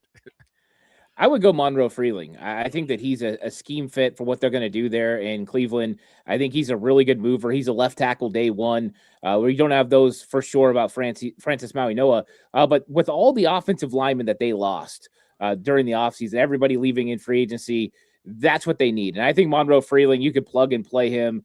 He'll be ready to go. And is it going to be pretty for the entire rookie year? No. But by the time you get to year 2, year 3, you're going to have a very consistent player. And I do think that he's worthy of a top 10 pick. Yeah, 100% he is. You got DeJuan Jones. I think you can kick him inside. You got Titus Howell at the left tackle. He's been, give and take. The Browns pick is in. Tyson's just now making his way to stage. So we've got some time here. Yeah. What are your thoughts, Chuck, just on the quarterback? You've got Deshaun Watson taking first-team snaps at OTAs. Shadur Sanders there. This is kind of a disaster. For sure. And just to say that whatever this pick is, if it's good, that's just very strange, right? It's just a weird year. If it's bad, it's probably what we think it should be. So whatever the Browns are supposed to do, they probably won't do. I think you cannot break up you're going to always have a competition in camp, but you ended the year with Shadur. I don't understand then flipping it over to Watson. It feels like that was a bad mistake. They should have been done with that situation somehow, some way a long time ago. It's a distraction now to the development of a guy that you spent capital on. So, it's continuing to be a distraction. That's my issue with the Deshaun Watson in that locker room. It should be Shadur. Disaster. He's not a part of your future. He's just not. Mm-mm. And so we'll see here. And I do want to just say, just for the chat, we're not tipping picks here. That's not what we're going to do. And what I always recommend is just minimize the chat once, a pick is in. That way, just in case somebody does go off kilter or their show's a little early or whatever, just that's what I do. I just click off the chat every single time. So you have the Cleveland Browns pick is in, and Rappaport just put out that the Giants at 10 are staying. They are picking as well. So no more trades for the top 10. And man, what do you guys think? The pace is going pretty good. And this is a quick show. We're just an hour and 16 in, and we were 35 minutes before they even started the clock.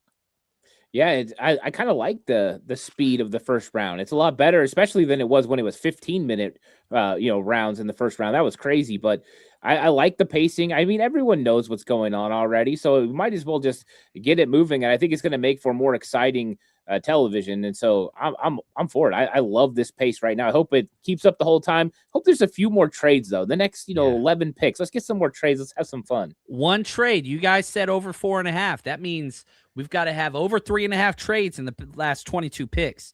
I'm in, and I will let you guys know we're going to be live tomorrow and Saturday as well. Same thing, 15 minutes before the draft start tomorrow. We're going to be up and we're going to be going. So same bat channel, actually an hour early. So not same bat time. So because the draft starts an hour earlier tomorrow. So check us out there. Shout out Gary Norcal. And I'm going to let you read this one. This is from your channel. Shout out to Gary. Yeah, thanks, Gary, for the super chat. Really appreciate it. No Lomu, love your content, and thanks. So thanks so much, Gary Norcal, for the super chat. Really appreciate it. And yeah, I think that's something we're all echoing. No Lomu. And let's be honest, if they end up picking Lomu, John, I heard you say this on your channel, maybe a few days ago. You will find ways to like the pick. and it's that's what we do. It's what we'll find ways. We'll find something to like about Lomu. But I think when everyone looks at the players around, that's what's getting everyone pause. If you were taking Caleb Lomu at pick 40, I don't think we'd be having this question. But pick 27, so much value there. And you just don't see a player that plays right now. And I think that's what everyone's getting frustrated about. First offensive lineman off the board, Spencer Fano to the Browns. Kind of like the pick, not going to lie. which is interesting because everybody had, Francis Mauigoa as the number 1. Spencer Fano, Utah. Yeah, it goes off the board number 9. We have our first offensive lineman. The run was going to start at some point. And so, that's what the draft is full of. Usually you have your quarterback run. There's only one quarterback. Yeah, it's kind of, there's not a lot of edge guys. You're going to get that a little bit later. But wide receivers and offensive tackles is going to be the meat of this first round. And I think it's just going to kind of, I think you've got about 5 more wide receivers, 4 more wide receivers off the board. And I think you got about 6 more offensive tackles or offensive linemen off the board in the first round. Chuck, what are your thoughts just on the premium position aspect of the NFL draft, where you have these highest paid positions in quarterback, wide receiver, edge, offensive tackle? Does that fix into the equation with teams, especially picking in the top 10 for you? Or do you just say, screw it, we're the Arizona Cardinals, we'll draft a running back top 3? I just watch what Howie Roseman does, and he just picks from the trenches, and he stays consistent, and he goes for the top end people. You guys do similar. And so you have to take care of the quarterback. You have to be able to have a run game. Everything else, having a specialized inside linebacker is not as important as being able to protect the blind side, right side, whichever. So you got to do it. And I hope that somehow they do start Shedeur. This should be an investment move, no matter if you agreed with him as a quarterback or not. I didn't see it, don't see it, but they should at least try. So I'm glad they did this pick. Yeah, man. Next pick's in offensive line. It has begun. Francis Mauigoa goes 10th overall. So the Giants pick Arvell Reese, number 5. Then they get Francis Mauigoa, number 10. Building in the trenches, as Chuck just said. Yep.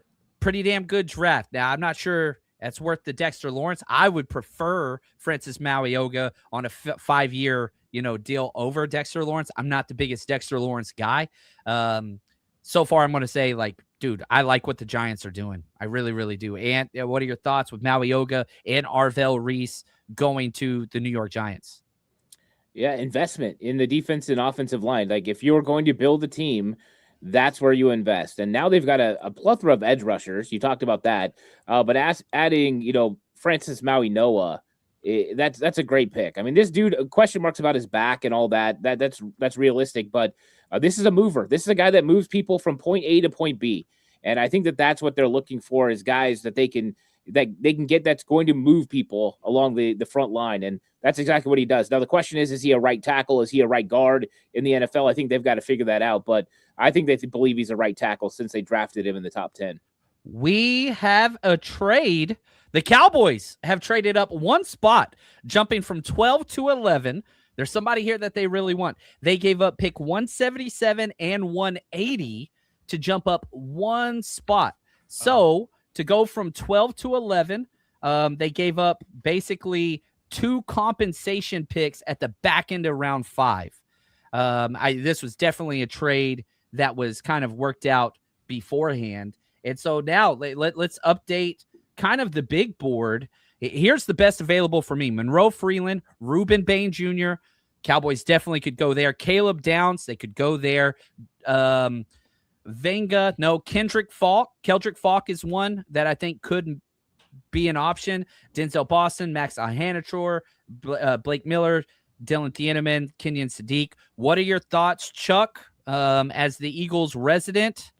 How do you feel about this, and what do you want the Cowboys to do and not to do? Man, it's weird that Caleb Downs is still on the board. And I know that we're talking about positional value, but look, we just fell outside the top 10. So this is a place where you look at the best athlete, the best game changer. I believe that's an area that Dallas needs some support in. And to have him as a Pro Bowler at that, which I think that's what his projection is. I'm a Caleb Downs guys. I don't know about you. Yeah, he's damn good. It's got to be defense. I feel like their offense is kind of humming. That they've got so much invested over there.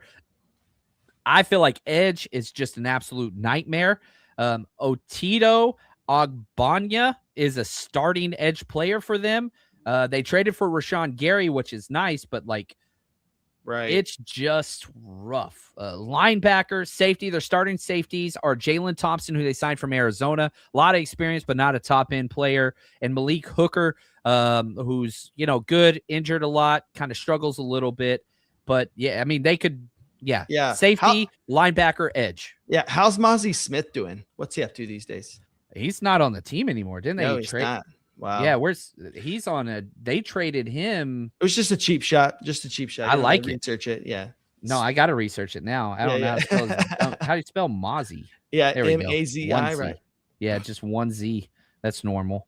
He's with the Jets. Wow. Yeah, they traded him. It doesn't. Yeah, traded by the Cowboys. It was in the Quentin Williams deal. So a first, a second, and Mauigoa Smith. Yeah. As a throw in. Yeah, he was terrible. I just love that we're alive for like the reign of Jerry Jones to just piss on Cowboys fans every day. That's a good place to be for me. That dude, Skeletor, man. How long is he going to be around, man? I hate Jerry Jones with a passion. But what's crazy is he's not even the worst general manager. Everybody gives him flack because he just cares about, being competitive and selling jerseys and concerts in the stadium and all that stuff. Like he has no desire to win a Super Bowl. He's perfectly content because Cowboys fans will just keep doing what they do. Yeah. But he's not the worst general manager. Like they've had some good, decent draft picks. Yeah. But I mean, who's your worst? I mean, you feel like you have somebody to shout out, I feel. Oh, Chris Ballard for the Colts is by far the worst. Yeah. That he's been there. So Chris Ballard for the Colts has been with the Colts the same amount of time Kyle Shanahan and John Lynch have been with them. 0 division titles, 1 playoff win in that exact same amount of time. Traded away all their first for an injured corner. Yeah. I don't know how that dude got freaking Andrew Luck to retire early because he's a bully. And he's the worst general manager in the NFL. And it makes you mad because you could do a better job. That's why.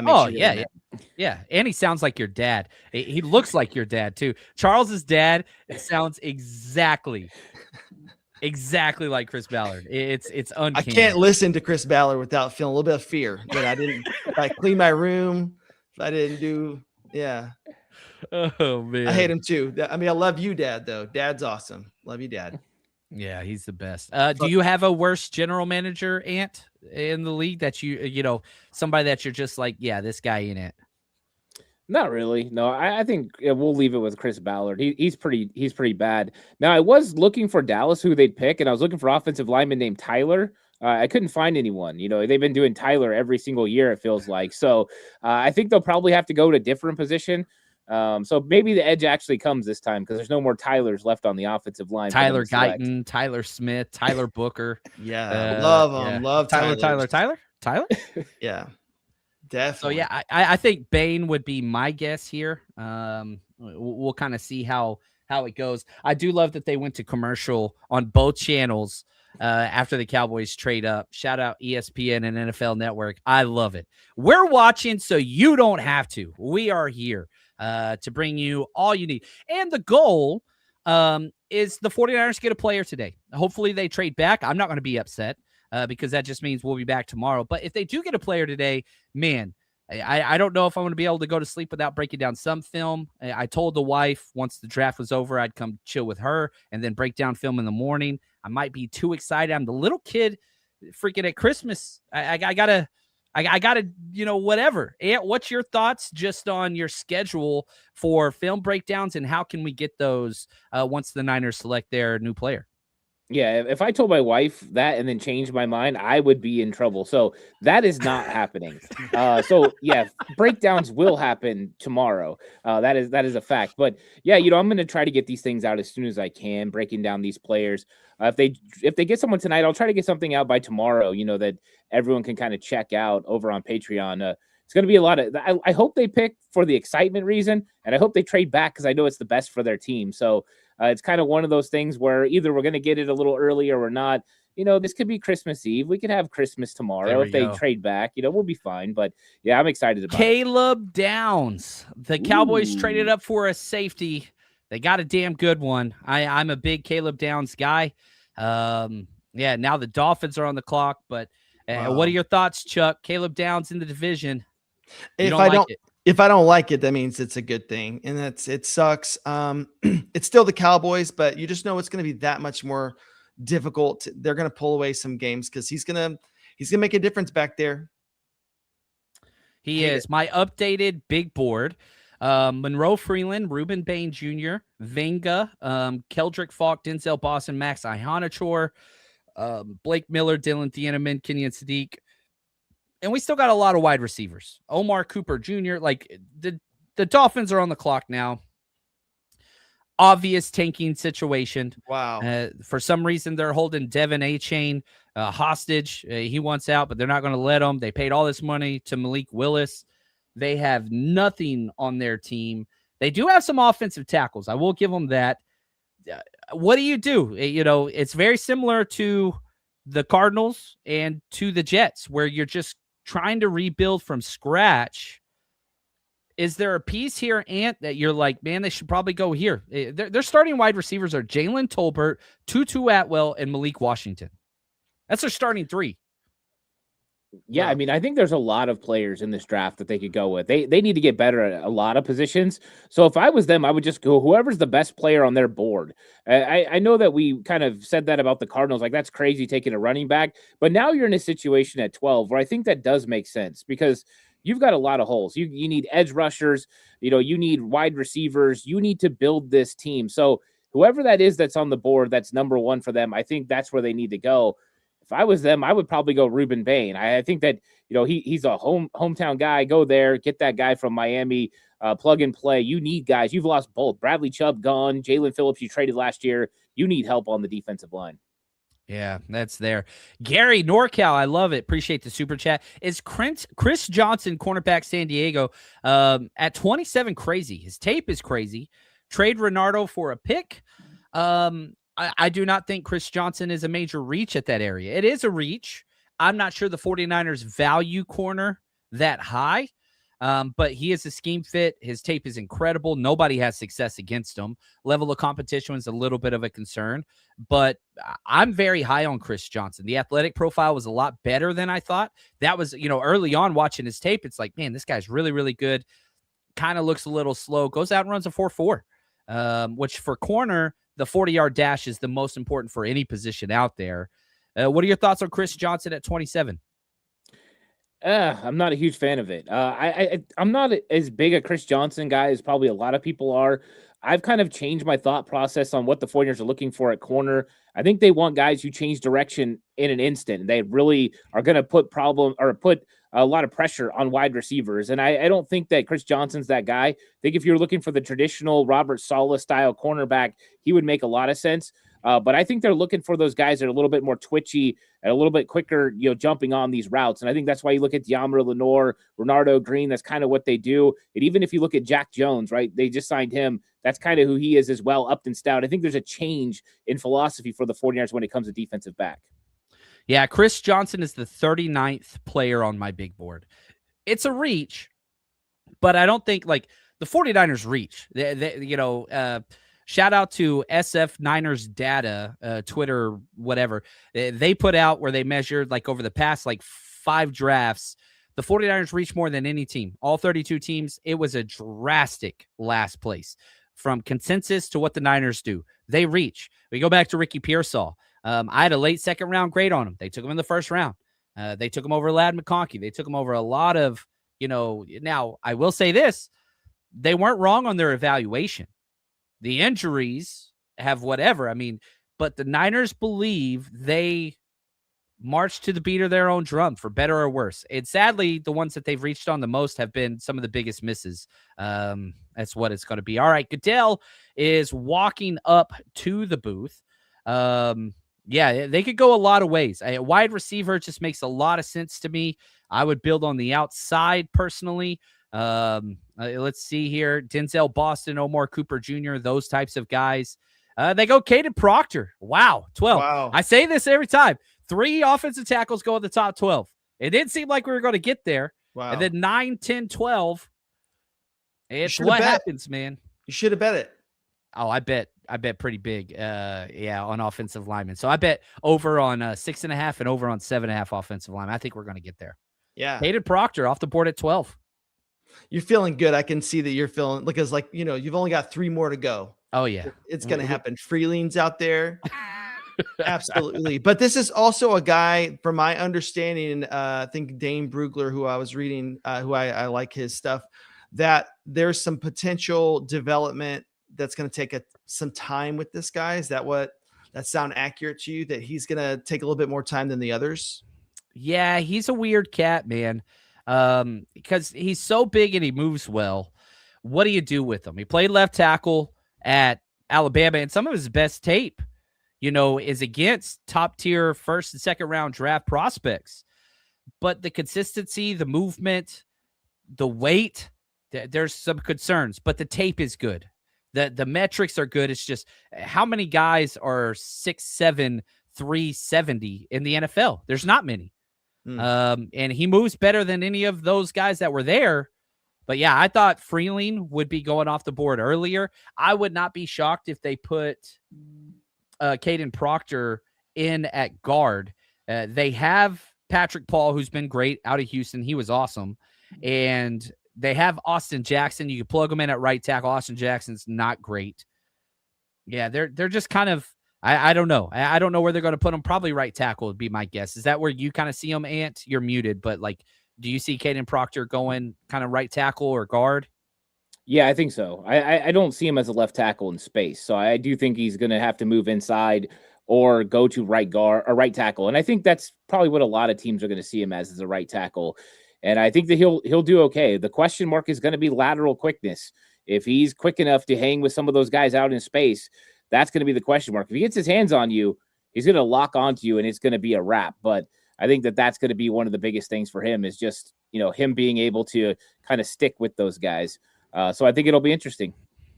All right. The Rams are on the clock. Mekhi Lemon has been the leaked, it's not leaked, but like the most like predicted draft pick out there, because they love slot wide receivers. He's the definition slot wide receiver.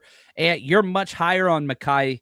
Do you think that's going to be the pick here? And what are just your thoughts on the Rams in general right now? I think it would be interesting if it's Mekhi Lemon. I think you throw in what they got already at wide receiver with Devontae Adams and Puka Nacua. This guy kind of operates like Puka a lot of the ways. The way he operates in the middle of the field, is able to make some catches. I think that they would be dynamic, those three guys together. I think Mekhi Lemon is a guy that you can put out in space and he can win. So he's a Amon-Ra St. Brown type of guy. So if that's what you're looking for, a chain mover, a guy that's going to find holes in zone and then make things happen after the catch, never going to be dynamic with speed or anything like that, but he's going to make plays. And I think that he would fit the McVay system. You think Cooper Kupp, you think Mekhi Lemon. I think that they're similar players. Yeah, I like that right here. Super chat from Joe. Appreciate you, man. Would you trade the first pick for Brian Thomas Jr.? Would you trade a first rounder for Brian Thomas? Straight up, I would not. I would be interested in Brian Thomas Jr. for sure, but not, now that you've signed Mike Evans, you're a little bit more okay. You give Brian Thomas Jr. in your second rounder for our first, I'd be interested in that conversation for sure. I don't know. Chuck, what are your thoughts on Brian Thomas Jr.? Had the elite first year, rookie year, second year, cooled, kind of lost his job a little bit. He's still like a top tier guy, but yeah, I don't know that you do that, because, and I know he's a vet and I get it, but you guys got Mike Evans from Ball High, Galveston. This man's going to be different out here. I feel like it's going to open up that offense in a way that sucks for opponents, but that outside X, they're in trouble because Purdy is accurate and that guy catches everything. And he's just built different. He really is just one of those guys who, he's a veteran, but he just moves, and he's going to move different for a while. I don't think he's done for a little bit. Yeah, I like that. Ant, what are your thoughts on this trade? It's interesting. Yeah, I started hearing about it, and I think that Brian Thomas Jr. is a solid player. So I'm open to all possibilities, I think. And so I think that you got to think about it. I think the question mark is going to be, you got 3 years of control with Brian Thomas Jr. He's a little bit more proven, but do you want those extra 2 years, especially at a position of such value? That's one of the things that wide receivers getting moved up because of positional value. People don't really want to pay these guys a second contract. Brandon Ayuk really cooked the 49ers in their thought process on that. So that'll be the question. Do you want to get there quicker with Brian Thomas Jr., or do you want to take more time and maybe take another player at 27? But he's a proven commodity, and I think that that's something that they'll ultimately look at. Yeah, we'll see. I'd be interested right here. Joe, appreciate the super chat, man. He says, hey, fellas, thanks for doing this. John, how many of your first round grades have gone so far? Only one second round grade guy has gone, and that was Tate Proctor. Tate Proctor was my 46th player on my big board. If I was a GM, he probably would have been off my board. Just with if I'm running the 49ers scheme, if I want to be honest with you. Let's see here. I have 16 first round grades. There are 5 left. So, yeah, that's this draft. Here we are at pick 13. I have 5 first round grades left. That's it. And the pick is in for the Rams. They're probably going to get one of them. Kenyon Sadiq is a possibility. You've got, obviously, all the wide receivers. Only 2 have gone. I could see Kenyon Sadiq. I think wide receivers, man, Omar Cooper Jr. would kind of be my curveball here, just because I think that dude, I like him more than Mekhi personally, but we'll see. But yeah, the 5 guys I have left with the first round grade: Monroe Freeling, Reuben Bain Jr., Venga, the offensive guard, Keldrick Faulk, and Denzel Boston. Those are my. Are there any names that I didn't say, Ant, that you have clear first round grades on that, just off the top of your head? I don't know if you got your chart up. Yeah, I mean, I don't know if you said Jermod McCoy or not. I have a first round grade on him. I like him a lot. I think that he's a guy that should be up there. And then I had told you this on Twitter. I got Chris Brazel as a first round guy as well. He's one of the guys that's kind of outside the thought process, but yeah, he's a guy that I really like. I think 6'4", 198 pounds. The way that he gets in and out of breaks, he plays like a small guy. But when he goes downfield, he's a threat. I love the smoothness of his route running. I think the way that he sinks his hips and gets in and out is just so smooth. I think he's a first round guy, and I never got shook on it. I didn't care what anyone said. I just stayed convicted on him. Yeah, I respect that. My thing with Chris Brazel is I hate the scheme that he's in. There's the immaturity concerns. The 49ers had him in the building, so we'll see. I would not be upset if they took him 27 overall. I think it's a reach. But yeah, I love Chris Brazel. I gave a second round grade because of the off the field stuff. The speeding ticket, driving without a license, not going to court. You got a couple coaches and scouts saying he is an immature guy, but coach him up. And Mike Evans, whip that dude into shape. You know what I mean? I like it. But a lot of first round grades still available. All right. The Rams, the pick is in. Goodell is at the podium. Everybody get ready to get upset. Ty Simpson. They took the quarterback. Ty Simpson, baby. No, stop. I absolutely am ecstatic. No. Rams take a quarterback. Woo! John, you also received $100 in the chat. I want to go by because 2 good things happened at once. Also $2, which is just as good. But I'm going to tell you right now, Ty Simpson to the Rams is everything that it unites us. It's actually healing America right now. That's so he's my good. quarterback 3. He's my quarterback 3. Wow. Ant, you're muted. You're quiet. You're what's happening over there, buddy? Oh, I love it. Look at the NFC West, just doing terrible right now. I appreciate that so much. Yeah, Ty Simpson, I mean, he was a 3rd round grade for me, so this is crazy. They got to replace Jimmy Garoppolo, I guess. Jimmy Garoppolo is about to retire and become a Hall of Famer and all that good stuff. So they got to move on to Ty Simpson. I'm shocked. I thought they were going to go with a playmaker, a wide receiver, a Kenyon Sadiq at tight end, something like that was going to put them over the top. And they go with a backup quarterback. Maybe they're worried about Matthew Stafford. If something happens, they got to be ready to roll. They're looking at the future of Ty Simpson. But to me, that was a shocking pick by the Rams, and I love it. I guarantee you right now, my father-in-law is a Rams fan. Wow. I guarantee right now he's losing his mind because he's not going to like this one. And I kind of enjoy that.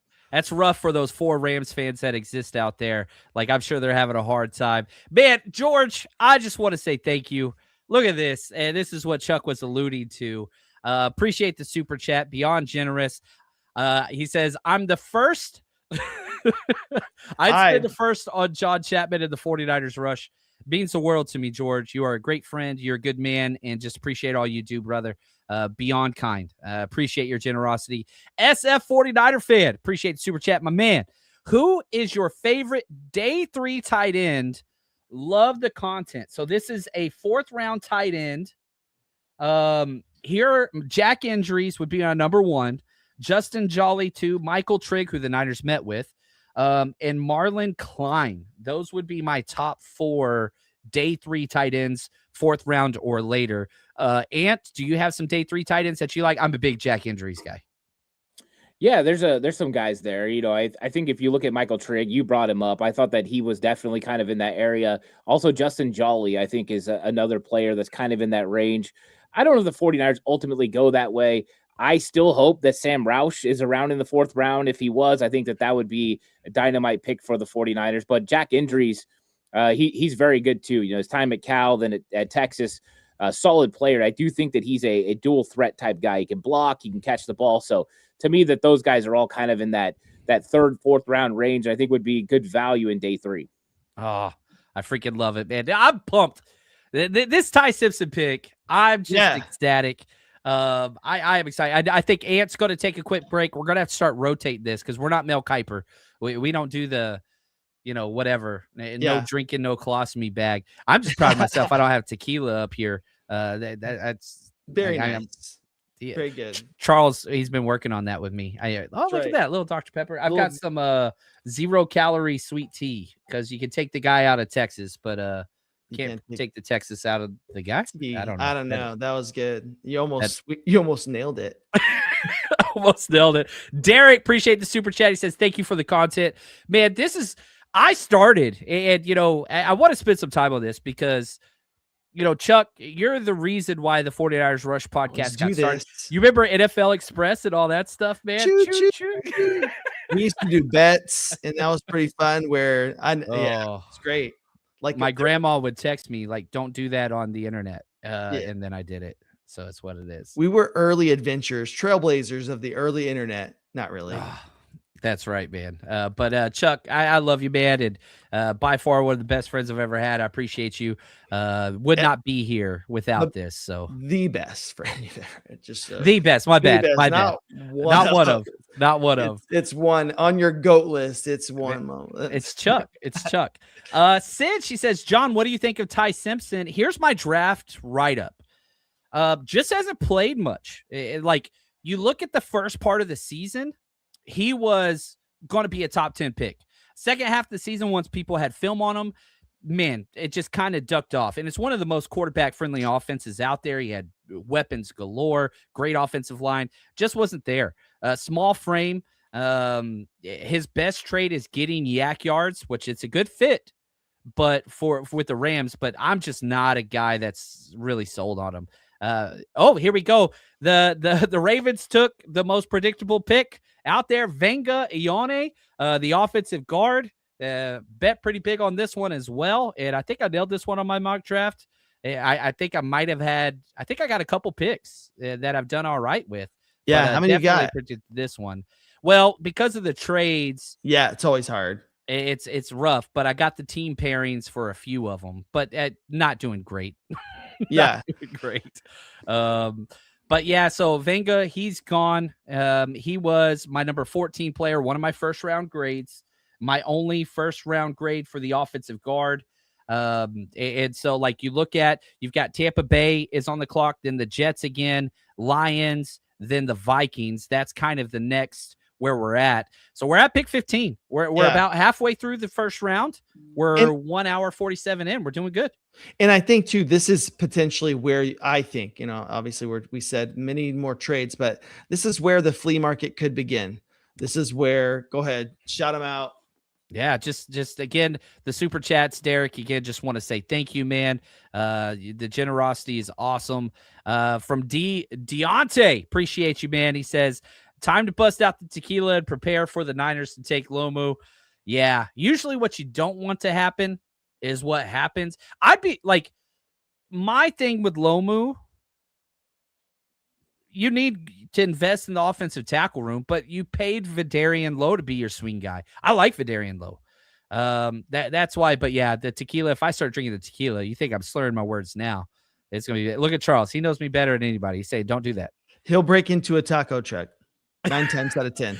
Where was that at? Was that Nashville? That was Nashville. That was also a great draft. I don't think that was because of Nashville- Mitch Wisnowski. Yeah, I've never told this story on the. Yeah. So we're in Nashville with a bunch of friends having a great time. We broadcasted and whatever else. But then day 3, I was like, dude, we're partying hardcore. And so we're down in front of the stage, 4th round. They announced the Mitch Wisnowski punter pick. I lose my mind. Mad. So angry. I just went to the nearest bar, and then it was just tequila o'clock. Yep. And it did end with the police watching me chase Charles around the taco truck. Well, we just had to get you out of there. Yeah. Well, no, you chased me around the Uber is first. Let me help you with this. And then it was the police who had to talk to us because you wanted into that taco truck because you were hungry. You wanted a taco. I was.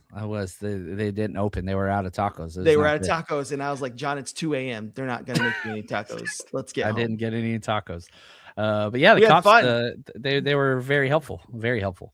Anyway, right here, Rick, what's up, man? He says, hey, John, do you think John and Kyle trade up for a defensive end in the first round?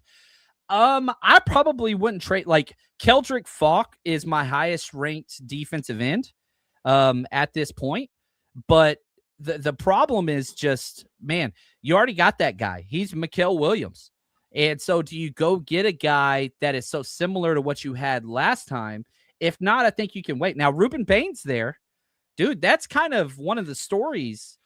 Ruben Bain.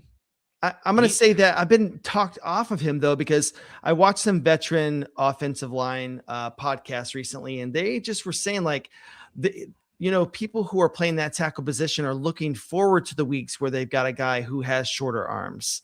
And I just don't know that within this NFL. Now, Brandon Graham came and retorted and said, I've got shorter arms and I've made a career out of it. But look, it took Brandon Graham.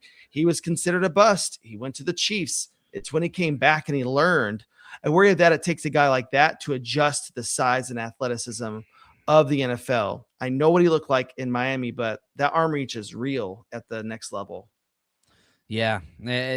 I'd be fine trading up for Bain, but I don't want to trade up. Yeah. Like now, Monroe Freeling, Ruben Bain, Keldrick Faulk, Denzel Boston. Those are my first round grades. I got 4 of them. I'm comfortable just chilling here. And shout out to my man, Matt Mellon. Man, what's up, Matt? My good friend. Appreciate the super chat. He says, this is working out all right for the 49ers. Let's effing go. Dude, this is great. You had the Cardinals throw away a top 5 pick. Wow. Which Jordan Love's awesome, but like they're trying to rebuild the team. You don't rebuild with a running back. This is in the 1980s. Right. And then you had the Rams go with the quarterback. And so, you're using a pick that will not affect you in a positive way anytime soon. Right. Matt Stafford signed through the year. They're talking about doing an extension. You could have helped them, and you didn't do it. So things are going well. Players are falling. Who was going to take who else was going to take him? I don't know, man. Who else was going to reach at that point to go up at 13, let alone 20 or 25? I mean, maybe in the last part of the first round. And even then at 31, we're saying gross. They should have waited on maybe the else. Jets at 16. Maybe the Jets. Why? But they're in full tank mode. But Ty Simpson is not a first round talent. I don't think so either. Steelers at 21. I do have the Steelers taking a quarterback, but man, yeah, that's crazy. The Bucks, the pick is in. Kidyan Sadiq is kind of the most popular pick to them. Wide receiver help. They lost Mike Evans.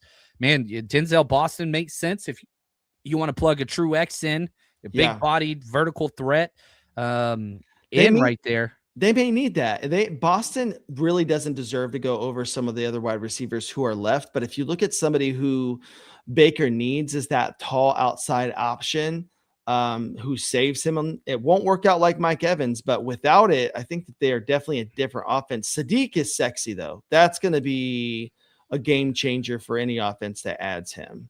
I love me some Cade Otton, but yeah, Sadiq is more of a slot guy. So here we go. The Bucks on the clock. You've got Roger Goodell is at the podium. He's reading his card. Ruben Bay Jr. So there you go. We got Ant back as well. What's up, Ant, my man? Ruben Bay Jr. His fall stopped at 15 overall. He goes to the Bucks. And now you got the Jets back on the clock, followed by the Detroit Lions. Well, the Jets get to make another decision here. What's crazy is that some of these not great teams are making good decisions, and some of the better teams are making some wary decisions. What do you think is going to happen here? Do we feel we get a trade here with Detroit that they should just go ahead and trade back? Is there any need out of these next few teams of the players that you're seeing? Like need, not like luxury. Right. Yeah. So the Jets pick is in.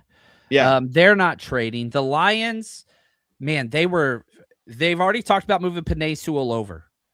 And they like big players. Max Iheanachor fits that mold. Blake Miller to a lesser extent. You know, I'm a big Monroe Freeling guy. I know Ann is as well, but doesn't fit that big kind of Dan Campbell, whatever. And we know the Lions just go best player available. Like they do not care about positional value. Keldrick Faulk would be a perfect fit for them. He is one of those upside premium positions, plays a strong role, like could do a lot of that. So we'll see there. And yeah, the Jets, the Jets went David Bailey. They went him early. And so they got their edge guy. Ugh, they're just such a mess, man. Yeah, where do you start? Yeah. I'm not buying on that stock. I mean, if I was a GM, that's just a horrible situation. You've got to go get dogs on defense. You got to get you really got to start. If you're at the very beginning, I'm actually going to go and get me some hardcore players on defense before I'm going to go look at offense. Right. You traded away Sauce Gardner. Now, and you talked about Jermod McCoy. How worried are you about those injury concerns and kind of all that? I think I was more worried before he ran. Once he did his workout and he ran a 4.4, 4.3, 9, depending on which scouts were kind of reading into it, and they said he moved well. I think that was the big part of it. I mean, he hadn't worked out in like over 400 days or something. It was ridiculous, but I think that kind of made me feel a little bit more comfortable with him, because when you look at the 2024 film, Jermod McCoy is very good. I mean, this dude could have easily been the number one cornerback in this draft. Like, that's how talented he is. So I do believe that he would be a value pick in this first round. It just, you got to feel comfortable with the medical. And that's, John, one of the things we always talk about.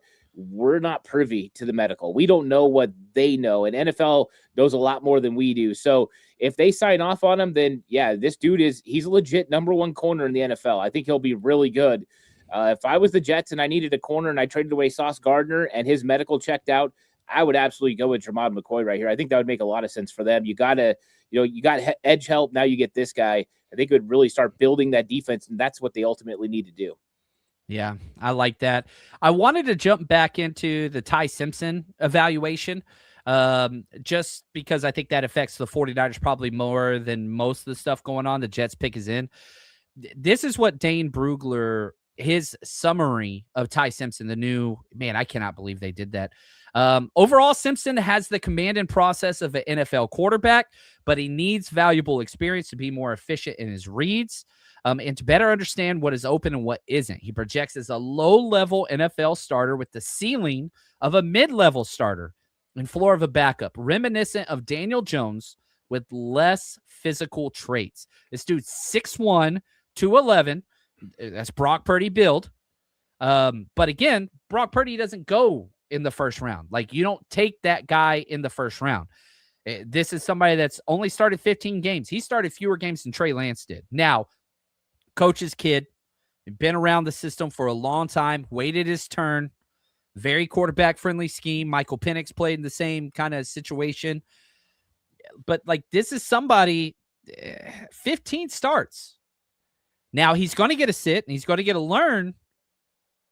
I don't know, man. I am shocked. If you would have asked me, man, what do you want the Rams to do? Dude, takes Ty Simpson in the first round, but like, there's no way in hell they would do. Oh, here we go. Kenyon Sadiq off the board, number 16 to the Jets. Yeah. Yep. R.I.P., bro. R.I.P. Gross. A bunch of people in your chat were calling for Ty Simpson as a joke, I'm sure. like hoping and praying. That was happening in this chat. It's wild that it came true. And the overspend at 13 with the talent that's left on the board it's brutal. It is. But like the flip side of this is, if Ty Simpson is the quarterback of the future, he spends a year or two sitting behind Stafford, steps in, and it's like if I was a quarterback, I'd want to play for Shanahan, Kevin O'Connell, McVay, or Andy Reid. Like, that's it. Those are my 4. So, like, he's going into about as good a position as you could possibly be in because he doesn't have to play. Experience is the concern. And shoot, Puka, if he's still around, might take a bite. We'll see about his future. But, like, who knows what happens there. But, man, this pick does tell me McVay's going to stick around for a while. Yeah, this is McVay's Trey Lance, we think. Yeah. Sorry. But he didn't trade up for it. But, like, Trey Lance, my thing, visiting back to the Trey Lance thing, when everybody was like, Mac Jones, Trey Lance. Dude, you go for the home run if you're trading up. Right. Like, if you're going to sit there and take a quarterback, like, that's cool. But, like, mid-level starter with not great physical traits or athleticism, like, that's not who he is. He didn't run the 40. He didn't do a vertical, didn't do a broad jump, didn't do a 3. He didn't do anything at a pro day or, like, weird. This dude's 6'1", 210. Not a freak athlete by any stretch. Now, it's not like he's a poor athlete, but Brock Purdy's a better athlete than he is. And so, like, if you're going to spend, you spend on ceiling at least. And this is not a high ceiling player, but you spent a first-round pick on him. And now the argument would be, we're the Rams. We're never going to be able to pick a quarterback top. So, yeah, I don't know. I love the fact that the Rams took Ty Simpson. I am ecstatic. It's my favorite pick in the draft for the worst reasons. Absolutely. Ugh. And you're a Niners guy. He's going to get torn up. I know that defense is coming after him. And Stafford is fragile, so if he goes down, the Niners are going to do work. Yeah, I think that's what they're looking at. Ty Simpson, he's supposed to be their Mac Jones right now, right? Mac Jones did so good for the 49ers last year, and I think that's what they're looking at. They need a backup quarterback they feel that can win games. And so Ty Simpson is ultimately supposed to be that guy if something happens to Matthew Stafford, but they're also building for the future. But one of the things that you take advantage of, we brought it up earlier, was you want a quarterback for 5 years. I mean, that's your window to win a championship. Presumably, I mean, they got Matthew Stafford. They don't have to worry about that right now. But in the future, that financial freedom, I don't know what they're, how long is he going to stay? How long is Matthew Stafford going to play? I think that's the big question. This is kind of like last year or 2 years ago, I think it was, when Atlanta traded up and got Michael Penix Jr. They drafted Michael Penix Jr. I can't remember if they traded up, but you're like, oh, you got Kirk Cousins. What are you doing? And I think that's kind of how this feels. Is like, it was shocking. You got a quarterback already. Why don't you go get a weapon for that quarterback? And so that was a little perplexing, but I think if you're 49ers, you love this because you feel like the days of Matthew Stafford being in your division are almost over, and Ty Simpson is the heir apparent. And I think you feel a lot more comfortable going against Ty Simpson and what he showed on film compared to Matthew Stafford and who he is, who's a bona fide number one, stud since he came out of college. So this is definitely a big move. And Sean McVay's betting on himself here. I mean, this is one of those times Sean McVay's going to get his quarterback, but I definitely love the fact that they took Ty Simpson. It's making me feel good. Yeah. Just real quick update. The Lions pick is in at 17. The Vikings are on the clock. And this is an important moment because I don't know if y'all remember being kids and watching ESPN, and then you remember they had to switch over to ESPN2 for like rounds 2. But whenever you would see the SF on the bottom ticker, you knew you were close. The 49ers are somewhat within range. They're 10 picks back. And man, Kenyon Sadiq just went off the board. I'm thankful for that. I like Kenyon Sadiq. I did not think that was a great pairing with the 49ers. I know I'm in the minority there. I'm kind of thankful that he is off the board there. But the 49ers, here we are, 10 picks out, Ant. What is it that we are looking for now? Like, how are you feeling about where the Niners are? Because we have a little bit more solvency. All those wide receivers are still there. All of them are still there. What are kind of your thoughts? All those edge rushers that we thought would be there are still there. How does this change the approach with how you see the 49ers pick at 27 sitting right now with the board? Yeah, I was updating my board from what I had missed, and I'm looking up and I see Cassius Howell and Akeem Messidor, and Keldrick Faulk and all these guys, and I'm like, hey, there might be one of these edge rushers they really like at 27, and there's probably going to be a wide receiver, that they really like there. They brought in, Denzel Boston and Omar Cooper Jr. and Casey Concepcion, but Mekhi Lemon is still kind of on the board, and that's one of the things that's been interesting is there were rumors Mekhi Lemon could fall. I don't know how far he falls, but that's one thing to watch. No one really thought Mekhi Lemon was an option for the 49ers, but let's see how far this thing goes. And then let's see who gets kind of jumpy. One of these teams jump up to potentially get him. I don't know, but I think it's really interesting that all these players are still available. I think the 49ers are sitting in a good spot right now. Everyone that the 49ers were getting mocked is still on the board, so it's going to be interesting. And right here, I have the 49ers official top 30 visits, up on the screen. And so, they pick guys that they've met with. And so you can look and, man, there's more than, 10 guys there that are available, whether it's Omar Cooper Jr., Denzel Boston, Casey Concepcion, Caleb Lomu, Max Iheanachor, Malachi Lawrence. Those are kind of the guys that, I think have a realistic option. A lot of names still there. And they always pick players that they've met with. It's just what they do. Now, I shouldn't say always, most often, every single draft, they pick 2 to 3, 60% of the time. It works every time. Make-A-Wish Foundation. Shout out to Easton making the pick for the Lions. Got to absolutely love that. Young stud up there, man. Looking fresh. I do like that Honolulu blue. I ain't going to lie. Every time I see the Lions stuff. Blake Miller, one of my favorite players in this draft. They talked about moving Penei Sewell over to left tackle. You go get the right tackle with the most experience in this draft. Dan Campbell guy.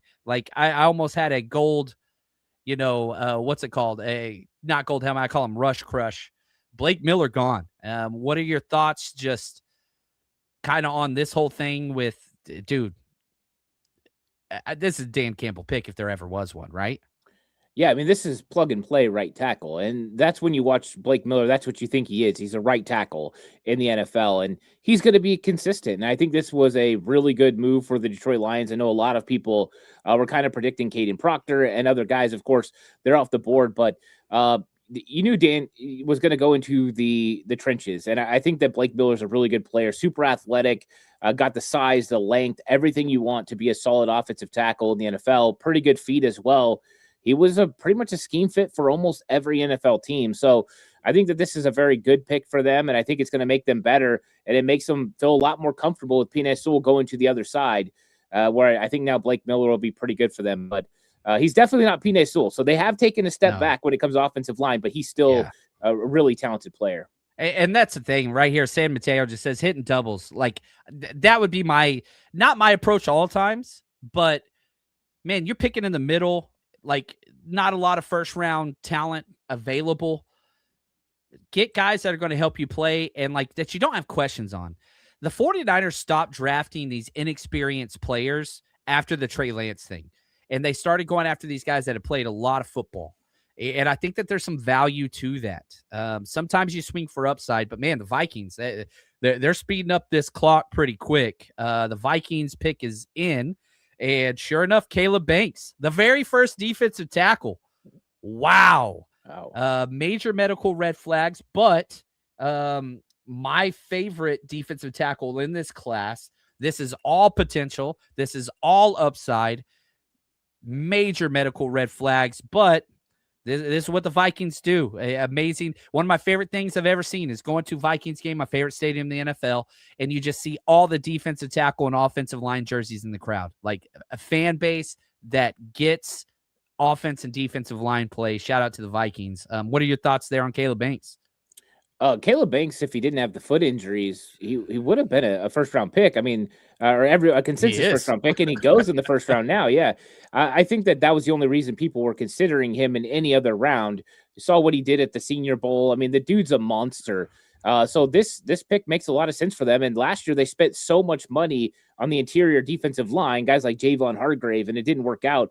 They've completely reshuffled the interior. doesn't get better than this guy. This guy's huge. We got to trade. The Eagles just traded with the Cowboys, and Chuck's going to the bathroom. Oh, that is so great. Oh, that is so great, man. Shout out to Tommy, the king of puns. He said, appreciate the super chat. Great pick for the toilet. He doesn't call him Detroit. He is a wordsmith if there ever was one. Love you, Tommy. So the Eagles get 20th overall and a 7th. The Cowboys, an interdivisional trade. Howie Roseman is a madman. Cowboys get 23, 114, and 137. So trading up with Dallas, man, I cannot believe Chuck is gone right now. How dare him do this? But this is kind of what he gets for being an Eagles fan. It's just what it is. Wide receiver is a big deal. They've got to get a wide receiver.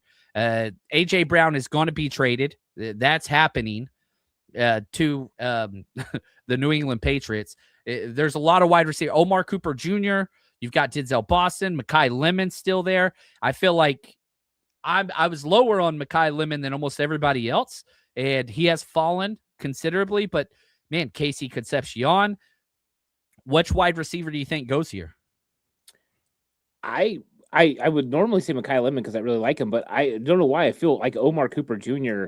Would make a lot of sense for the Philadelphia Eagles right here. The ability to make plays in space, I think that Howie's going to really like him. So that's probably the direction I would go. But I think you're right. I think it is a wide receiver for the Philadelphia Eagles. And how about that trade? Trading in the division and the Dallas Cowboys, moving around a little bit. Interesting. I give them credit. They moved up earlier. Now they move back. Get the capital back. So well done by them. And I'm jumping the gun a little bit because that's the next pick. So the Carolina Panthers are on the clock now. The pick is in at 19. The Cowboys traded back. The Eagles are up next. Shout out to SF 49er fan in the super chat. Rutledge, Besantis, or Pregnon, best left guard pick. The best player on my board is Pregnon. The best fit for the 49ers would be Besantis. Rutledge would be the fan favorite. So like all three of these guys, definitely there's something there. But the athletic profile of Pregnon was a little bit of a misnomer for me. What are your thoughts here on the offensive guards? How do you rank these three? Yeah, that was part of my problem with Pregnon was the fact that he didn't really fit the 49ers profile for an offensive guard. So I did move him down the list. I would go with Besantis. I think he's the most biggest fit for the 49ers. What he provides, you could plug and play him at left guard and he'd be fine. And then I went Kalen Rutledge after that. And then Pregnon, who I moved down because I do everything on my board from a 49ers perspective. And I just didn't think that made a lot of sense athletically. That's even when I looked at a guy like, Vega Ione. I kind of had him down my board just a little bit, not still really high up, but because of the fit, I wondered if he could do it. And I think that's the question. But we've seen the 49ers try with these French guys before. But I would say you were right. Besantis, then probably Rutledge, and then Pregnon. Yeah, there we. And so, I liked Pregnon, but, man, the whole time I watched him, I was like, dude, you got to go to a power gap scheme. That's just where you belong. And so, I struggle with this. Do you have a Niners hat on, or do you just go best overall player there and kind of what that looks like? Shout out to Shifty's 49ers talk. Appreciate the super chat, my friend. What's up, Shifty? He says, biggest shock so far, guys. Simpson, Banks, one of the trades. It's Ty Simpson by a mile. It's Ty Simpson. Ruben Bain falling a little bit. Arvell Reese fell to 5, which isn't really a thing. Carnell Tate going 4th overall, which I bet and predicted, but I think that's a little bit more shock. But it's Ty Simpson. I don't even think it's close. Anything that you got there that just kind of stands out? Biggest shocker to you? It had to be Ty Simpson. I did not see that coming. I actually thought we were going to see Mekhi Lemon or Kenyon Sadiq. I thought we were going to get a playmaker as the Rams were trying to overtake Seattle. Pick is in. Sorry. Monroe Freeling off the board at 19 to the Carolina Panthers. He lasted longer than I thought. I think the over-under on Monroe Freeling being drafted was 19.5. So I think I covered that bet. But it got close. I like Monroe Freeling. I think that is a perfect pairing there. Yeah, Monroe Freeling, it was funny when we first started the process, he was thought to be in the late 20s with the Niners. And after watching film, I'm like, sorry, nope, not going to happen. He's going to be a top 20 pick. And he ends up being a top 20 pick. And for a while, it looked like he might even get into the top 15, top 10. But yeah, he gets a really nice landing spot with a pretty exciting offense. They got some things to figure out there. But when you look at Teteroa, McMillan, and some of the things that they're doing, I think that's a good place for him. I think he'll do really well. I think he's a talented offensive lineman who fits the scheme. And so I do like that pick, and I like where he's going to land. I think he'll do pretty well. Man, I'm looking at this list, the top 30 visits. Omar Cooper, Denzel Boston, Casey Concepcion, that's 3. Caleb Lomu, 4. Max Iheanachor, 5. Malachi Lawrence, 6. You're 7 picks away.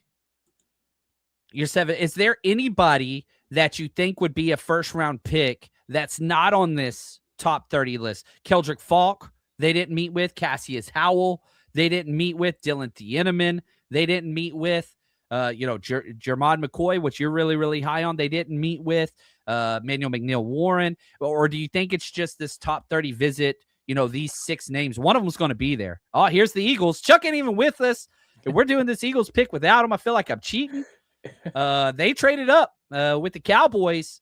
They jumped up 3 spots to come up here. Mekhi Lemon. Ant, take it away. He's your boy. You championed this guy from a very early outset. He's going to fill into that A.J. Brown role. Talk to us about Mekhi Lemon. He's a playmaker. I said he's a baller. That's what he does. He goes out and he makes plays. And, the thing was, every game that he went into with USC, he was the number 1 target. And every defense knew that he was going to be the guy, and he still went out there and made plays. The way that he's able to operate, he can make contested catches even though he's smaller. He can sit down in zone. He's real comfortable finding little windows to sit down and make plays. And then he's sneaky in the open field. He actually gets away a little bit. So I think that this is a very nice pickup for them if they are moving on from A.J. Brown, which this could signal. I think that that'll be a nice mixture with him and Devontae Smith as they continue to move in a different direction. But ultimately, if you decided to keep A.J. Brown, you could play these 3 guys together and they'd be dynamic and open things up for Jalen Hurts. But a very nice pick for the Philadelphia Eagles. There we go. And again, they gave up, let's see here. I'm scrolling down. I want to make sure I get this right. They gave up 23, 114, and 137. That comes in 114 as a 4th rounder. So 2 4th rounders. And they get back a 7th as well. So that's kind of where they're at there. They get their wide receiver. Man, the 49ers visited with 6 guys that are, still available that are going to be in the first round. They're 7 picks away. So you get one more pick that isn't one of those 6 visited players. They're going to have the chance to draft one of these guys. So yeah, I don't know. Let's ask the chat. Out of these guys that they have met with, Omar Cooper Jr., Denzel Boston, Casey Concepcion, Caleb Lomu, Max Iheanachor, and Malachi Lawrence. Just out of those 6, which one do you want the most? Throw that up in the chat. Let's see here. I want to see, again, Cooper Jr., Boston, Concepcion, Caleb Lomu, Max Iheanachor, and Malachi Lawrence. You got 3 separate positions, but man, the Cooper, Casey Concepcion, Coop, lots of Coop, Lawrence, KC, Malachi. What would your answer be? And if you had to pick out of those 6, who would you be taking? I'd be taking Casey Concepcion. I think that just the fit, I just look at what he would do would be kind of where I would go because I just think he makes the most sense. Now, I think this is what the 49ers would do. I think me personally, I would be staring Max Iheanachor in the face, and I love a really good offensive lineman, and I would say plug him in at left guard for 2 years and have him play left tackle. But I don't think the 49ers ultimately look at it the same way, and I think Concepcion would make a lot of sense for their football team. If you told me they didn't have an X receiver, then you're talking Denzel Boston right now. But I think since they can use Casey Concepcion as a weapon, I would probably lean towards him. There we go. I think if I'm going to choose, I'd piss everybody off. I like Denzel Boston. I understand the speed pushes a lot of people off. Dude, I just watched that guy, and the whole time I'm just like, this is a 49ers football player. And the most advanced route tree of all 3 of these guys in a pro system. So I love that aspect of it. He's the only true X. I value X wide receiver much more than Z or slot. He's a true X. Omar Cooper might be able to. KC might be able to. I think KC could do it more than Omar, but that's just where I go. Malachi Lawrence I like, and I'd be okay with it. I like Cassius Howell a lot more. I prefer Keldrick Faulk, who I have a first-round grade on, but you already have so much of that. Oh, Chuck's back. Charles Barr, do you even know what has happened? I'll never be a good parent ever again. Ever. Ever again. That's the last time I put my kids down to bed. Shoot. I was trying my hardest to contact you, but it just didn't work. I love you. Hey, you traded with the Cowboys. You gave up 2 4th-rounders, jumped up 3 spots. You got a 7th-rounder back, and you got Mekhi Lemon. That's weird. Yeah. The Cowboys? You traded with the Cowboys. You sure? Yeah, I'm positive. That's crazy. How are you feeling about this? I don't know, man. Well, man, and I like him. And I'll say the tea leaves, man. AJ Brown. Oh, AJ's gone. He gone. Yeah. Salute to service. It's over. I mean, I think Mekhi Lemon is what I want. I mean, as a wide receiver, I like that he's gritty, that he's kind of got a different kind of center of gravity to him that even as, for his size, when people are kind of coming at him, it looks like people slip off him a little bit. I like him a ton. And even if AJ Brown did somehow stay, I know with it, that sounds crazy too. That trio. I mean, I'm not sold on Hollywood Brown. I'm not sold on Elijah Moore. No. There's the Wicks pick. I really like him. I like him as an X to run routes that I don't want AJ Brown to run. And I want to be able to preserve and use AJ where he's really good. So Lemon, what an incredible pick for especially this offensive lineman. New quarterbacks coach Merriman, I think I'm saying his name's right, from Green Bay. Well, Mekhi Lemon, like what he did at USC, like they couldn't stop him. The wide receiver he's a Amon-Ra St. Brown. What that's going to look like in that offense, we'll see with Jalen Hurts. He's not the biggest separator, but he can. I don't know. We'll see. I'm not the biggest. Ant loves Mekhi Lemon, but I'm a little bit off on him. But man, I'm pumped for you. You got a wide receiver. Fantasy implications going to be huge. We're at pick 21. Pittsburgh Steelers are on the clock. The pick is in. And with them being the host city, the fanfare, the electricity, all the kind of stuff going there, which I just got to say, if you've never been to a game at Acrisure Stadium in Pittsburgh, it needs to be on your short list. One of the coolest fan bases, one of the coolest cities, incredible time, awesome party scene right outside the city or right outside the stadium as well. Incredible time. It was one of the coolest experiences going there. I think it was week 1 of 2024 where the Niners just went in there and just dominated the hell out of them. Brandon Ayuk's probably best game of his career. And all the Pittsburgh Steelers fans were like, damn, we do this to everybody else. Y'all did it to us. With such a cool feeling. But yeah, so Pittsburgh Steelers, no quarterback on the roster, but there's no way you can take a quarterback here. Maybe you can. I don't know. But can't now. One got taken at pick 13. So too late. Oh man. That's who they were. That's who the Rams were in competition with. They're like, dang it, dude. The Steelers down there, they're gonna get him. Dude, that's weird. Maybe the Jets would have went quarterback, but should have traded back. I'm thankful. I am just thankful. And that was the pick they got from the Falcons, right? Yeah. So, dude, like we were worried about that for a year plus. Who knows? Maybe Ty Simpson becomes a great quarterback, but it's the year of the fire horse in the Chinese lunar calendar, so maybe there's something there. I'm still just trying to figure it out. Oh man, that is great. Year of the fire horse. Based on your big board. Oh, here we go. Max Iheanachor gone. That is such a Steelers pick, and Ant is upset. Ant is mad. That is a damn good pick. It's such a Steelers pick, man. It is such a Steelers pick. Gosh. Yeah. Max Iheanachor is a very good player with so much upside. And I think that's what the Steelers are getting here.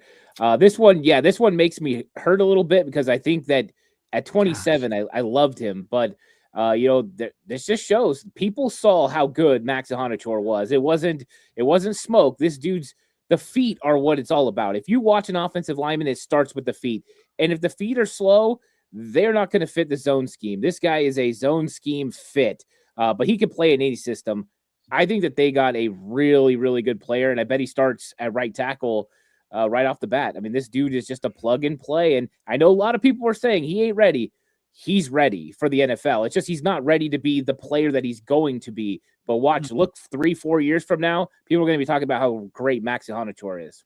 That's 7 offensive linemen off the board so far. So, yeah, flexing on that one. I bet over 6.5, over 7.5. We'll see. But Caleb Lomu is still sitting there.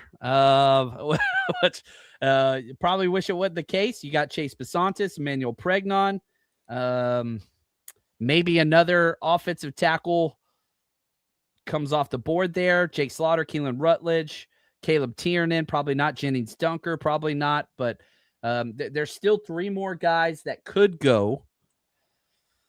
So we're at pick 22, and 49ers picking 6.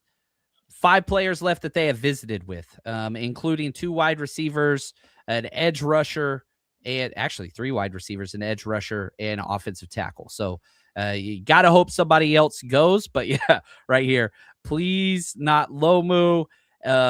John says, I don't have a favorite pick right now. So, Ant, I'm going to turn it over to you. If you could pick out of anybody right now, who would you be picking if you could, with what's left on the board for the 49ers, who are 6 picks away? Cassius Al, he's sitting right there. I don't know if he gets past Dallas right now, but Cassius Al is a scheme fit. You're looking for a designated pass rusher. That's what you need. That's what you marry with Mikael Williams. You knew it from the beginning when you drafted Mikael Williams that you liked rushing him from the inside. It doesn't mean he can't rush from the outside, but that's where he's going to be the most successful. Cassius Al's got a wicked ghost move. He's got some really nice bend in his game. I don't care if he's got short arms. I see production. That's why Ruben Bain didn't scare me either. This guy, we know what he is, and he fits exactly what they want. And you know who else doesn't care about short arms? Raheem Morris. Look what Jalen Walker and those guys. To me, he's a dynamite find in round 1. And I think if it's not Cassius Howe, that's when you start turning your attention to wide receiver, because then you might want to look in round 2 for defensive end, where you can get guys like Romello Height or maybe even R. Mason Thomas. The guys like that, I think, make sense more in the 2nd round. Yeah, I like that. Charles, I know you were off being a good parent. How many trades do we have today? We have 1, 2. It's going bad. 3. It's going bad. How many trades we got? We got 3 trades total? 3 trades. Right? We got I think maybe more actually, but we got the Chiefs that moved up, the Rams, the Chiefs Cowboys, Rams, Eagles. The Cowboys traded twice. Yeah, right. Cowboys traded back and then traded up, then back. So do we have 5? No, that's not right. Just 3 total today. Yeah. 3 total today. And we are sitting at we're at pick 23.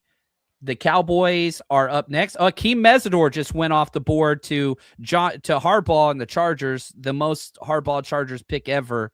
Akeem Mesidor, player comes in, competes right now. He's gone. Another edge rusher who the 49ers didn't meet with, and kind of got a question about, like, man, are you okay drafting a 25-year-old in the first round? John Lynch was kind of coy with it, but didn't say yes, but kind of was like, not really. It was kind of leaning away from it. So Akeem Mesidor off the board. And I'm just going to throw this in there. Keldrick Faulk is still there. I'm a huge Keldrick Faulk guy. I have a first-round grade on him. He's a Mikael Williams clone. I like Cassius Howell, and I think that complements what the 49ers do, much more so. But would you be upset if Keldrick Faulk is the pick for the 49ers? I mean, Mikael Williams, his injury was in November. Like, he's not going to be ready for the start of the season. Keldrick Faulk's 20 years old, youngest player in this draft. Is it bad to double dip at that spot? No, I don't think it's bad to double dip. The question is, do you want redundancy? Do you want the same player? And I think Keldrick Faulk is very similar. Mikael Williams, the big conversation was he's only 21 years old last year. Now we're saying Keldrick Faulk's only 20 years old, which I love. That means they can develop. But when you're drafting these players, you also have to know, is he going to be a 1 contract guy or is he going to be a 2 contract guy? And I think that is one of the keys that you're going to have to think about. Are you going to have Mikael Williams for a 2nd contract or Keldrick Faulk? And that's why I think it gets a little bit interesting where if do they complement each other? Or do you already have Keon White? Now you have 3 of the same player. That's what I'm wondering about that pick. I do like Keldrick Faulk, and I do think he's got a lot more potential. He's going to develop more in the NFL than a lot of people are probably giving him credit for. I think that there's a defined role for what the 49ers are looking for. I think they went back to the 2019 mold, and I think that's what they're trying to get, but we'll see. Here we go. Big Tone. Appreciate the super chat. Not a Dillon fan, huh? True free safety, what you've been speaking of for years. You can get a situational rush later. You haven't said his name. I just don't think the 49ers value safety. I love Dillon Thieneman. He's my 19th overall player. My issue with why I haven't brought him up is I don't think the 49ers value. I think they value safety the least of any position on the field. They've never spent higher than a mid-third rounder. They were fine going into a training camp with no free safety and then signed a guy off the street twice. As after, like in the preseason, they signed a starter at safety. So I love Dillon Thieneman. That would be one of the highest jumps for what you have on your roster to week 1. He's a clean player. My lack of mentioning the safety Dillon Thieneman is nothing about him. It is 100% the 49ers. I just don't think value that spot. If they picked him, I'd be ecstatic. That means no more Jair Brown. You guys know how much Jair Brown drives me up the freaking wall watching that dude play. I would totally be cool with that. But I just stepping into John Lynch, who played safety, I just don't see the value there personally. And am I crazy? Disagree with me? Dillon Thieneman at pick 27. What do you think? Positional value-wise, it doesn't make sense for the 49ers. I think when you're looking for upgrade, he would potentially upgrade the position, but can you get a guy in round 2, round 3 that can also upgrade the position? I know we don't have 3rd-round pick, but I'm just saying in general, that's the thought process. I think if they were trading back, if you told me they traded back to 35 and then Dillon Thieneman was still there, or they went with Emmanuel McNeil-Warren or something like that, I would say positional value-wise, that makes sense. And a lot of people don't like that. You're like, what's the difference? It's a financial thing. 49ers don't want to pay safety a lot of money. Remember, they had to trade DeForest Buckner so they could pay Jimmy Ward and others. And Jimmy Ward was a big part of that. So that's a part of the positional value. Keep rotating these guys. There's a reason Talanoa Hufanga plays for the Denver Broncos. They don't want to pay. So one contract guys, I don't think they're going to do it in round 1. I wouldn't hate to be shocked. I think that would be fun, but I don't think they're going to do it. Yeah, man, Chuck, the Eagles, they value DBs as much as anybody in the NFL. Like Dillon Thieneman's a stud. I don't know. What are your thoughts whenever you've had some exchange of safeties on the back end for the Eagles? Right. We're actually in a predicament ourselves, but I think Ant's perspective is the correct one. And I think that the Niners really follow a stricter code than other teams that get wayward and make bad decisions. Spending this kind of capital is also doing something to the future of what money is going to be free for you. So it doesn't make sense for a lot of reasons. And when you see a move like that, you've got to wonder what did they feel about other parts of this class? Because that's where my mind would go about, like, man, they must have had much lower grades on the people that we thought we liked. What's up, Trey Hall? Appreciate the super chat. He says, let's go. Mav, my kiddo, said he wants a wide receiver. Dude, there are wide receivers still there. Like Omar Cooper Jr., KC Conception, Denzel Boston, Chris Brazel. I think Chris Brazel is probably more of a 2nd-round target. Skylar Bell. I love Skylar Bell, man. Like, I wouldn't even be upset if they took Skylar Bell in the 1st round. I think it's crazy reach, but like, I love Skylar Bell. Wide receiver. And I did not, I go back to my mock draft. I had all the wide receivers gone. All of them were gone by the time the 49ers were on the board. And so it does appear, Mav, that one of those wide receivers might be there. Oh, Malachi Lawrence just went to the Cowboys. That was my the pick. He is now off the board. Malachi Lawrence. Wow, 23. They traded back with the division opponent. We knew they were going edge. Malachi Lawrence, another player the 49ers met with, off the board. Chris Long, I believe, was out there saying, like, holy crap, this guy actually, and I think he was doing a pod with Daniel Jeremiah, and they were saying they weren't sure how high to rank him, but their gut said much higher than what's consensus right now. So right now, Downs and him, sucks to say, but they're doing something right over there in Arlington. And finesse the board because they traded up and traded back, still got some of those spots, accounted for. Yeah, I liked Malachi Lawrence. He was my predicted pick for the 49ers. Didn't go. Now Cassius Howell's still there. And I would love this. Look at this. Joe Pena, my man. What's up, man? Appreciate you. Thank you for the super chat, your generosity. He says, see you in Australia and in Mexico again. This is our year. Appreciate all the insight and draft breakdown. Joe, you are the best. Incredible. Joe's the freaking man. Shout out to Temu and just the whole Pena family. You guys are the best. Can't wait to spend time with you guys again, my friend. Thank you for your generosity. I freaking love it, man. Everybody's so cool. We're close, man. We are now at pick 24. The 49ers are 3 picks away until they're on the board. We are getting close. You've got the Browns, you've got the Bears, Buffalo, and then the 49ers. So that's where we are. Man, Malachi Lawrence, I really thought was going to be there, but he was gone. This is what it's so hard to pick, the 27th pick. But there's still 2 wide receivers that they have met with that are just sitting there. 3 of them. I doubt it goes 4 consecutive wide receivers, but it did with the Ricky Pearsall draft. 4 consecutive wide receivers went at that point. Caleb Lomu's still there. Oh, yeah. Don't stop saying his name. That's what you got to do. Yeah, stop saying his name. I'm gonna have to buy a Caleb Lomu jersey. Go ahead, man. Yeah, I think when you look at the board, I think there's players that probably no one expected to be there. I know I didn't expect Jermod McCoy to still be there. His medical must not be great. And so maybe that he's off a lot of teams' boards, right? I mean, that could definitely happen. So I think that's interesting. Cassius Howell still being there. I know a lot of people, in fact, it was a betting favorite. Dylan Thieneman was supposed to go to the Minnesota Vikings, take over for Harrison Smith. That didn't happen. So there are guys who are still out there that are interesting that the 49ers didn't meet with, which I think, will they change? Will they let the board come to them like John Lynch said? Or, did they pull a draft day and it's, so-and-so no matter what and put it in their pocket? That's what I want to know. You pancake eating mother. I watched it yesterday. Zion Young, a name we haven't really brought up. He's a damn good football player. Off the field's got some definitely shaky question marks. But yeah, he fits the mold. He's a damn good player. Doesn't really have that elite burst. If you were going to go Zion Young, I'd prefer Keldrick Faulk. In that light, I think the upside's higher. I think he's safer, cleaner off the field, on the field, cleaner athletic profile, just cleaner, right? And the Niners have done this, right? So, in the post Reuben Foster world, they don't go after these guys that are kind of knuckleheads early. In the post Javon Kinlaw world, they don't go after these major injuries early. In the post Trey Lance world, they don't go after inexperienced guys. And so they've learned their and a lot of people always say like, oh, Shanahan's so stubborn. He doesn't change whatever.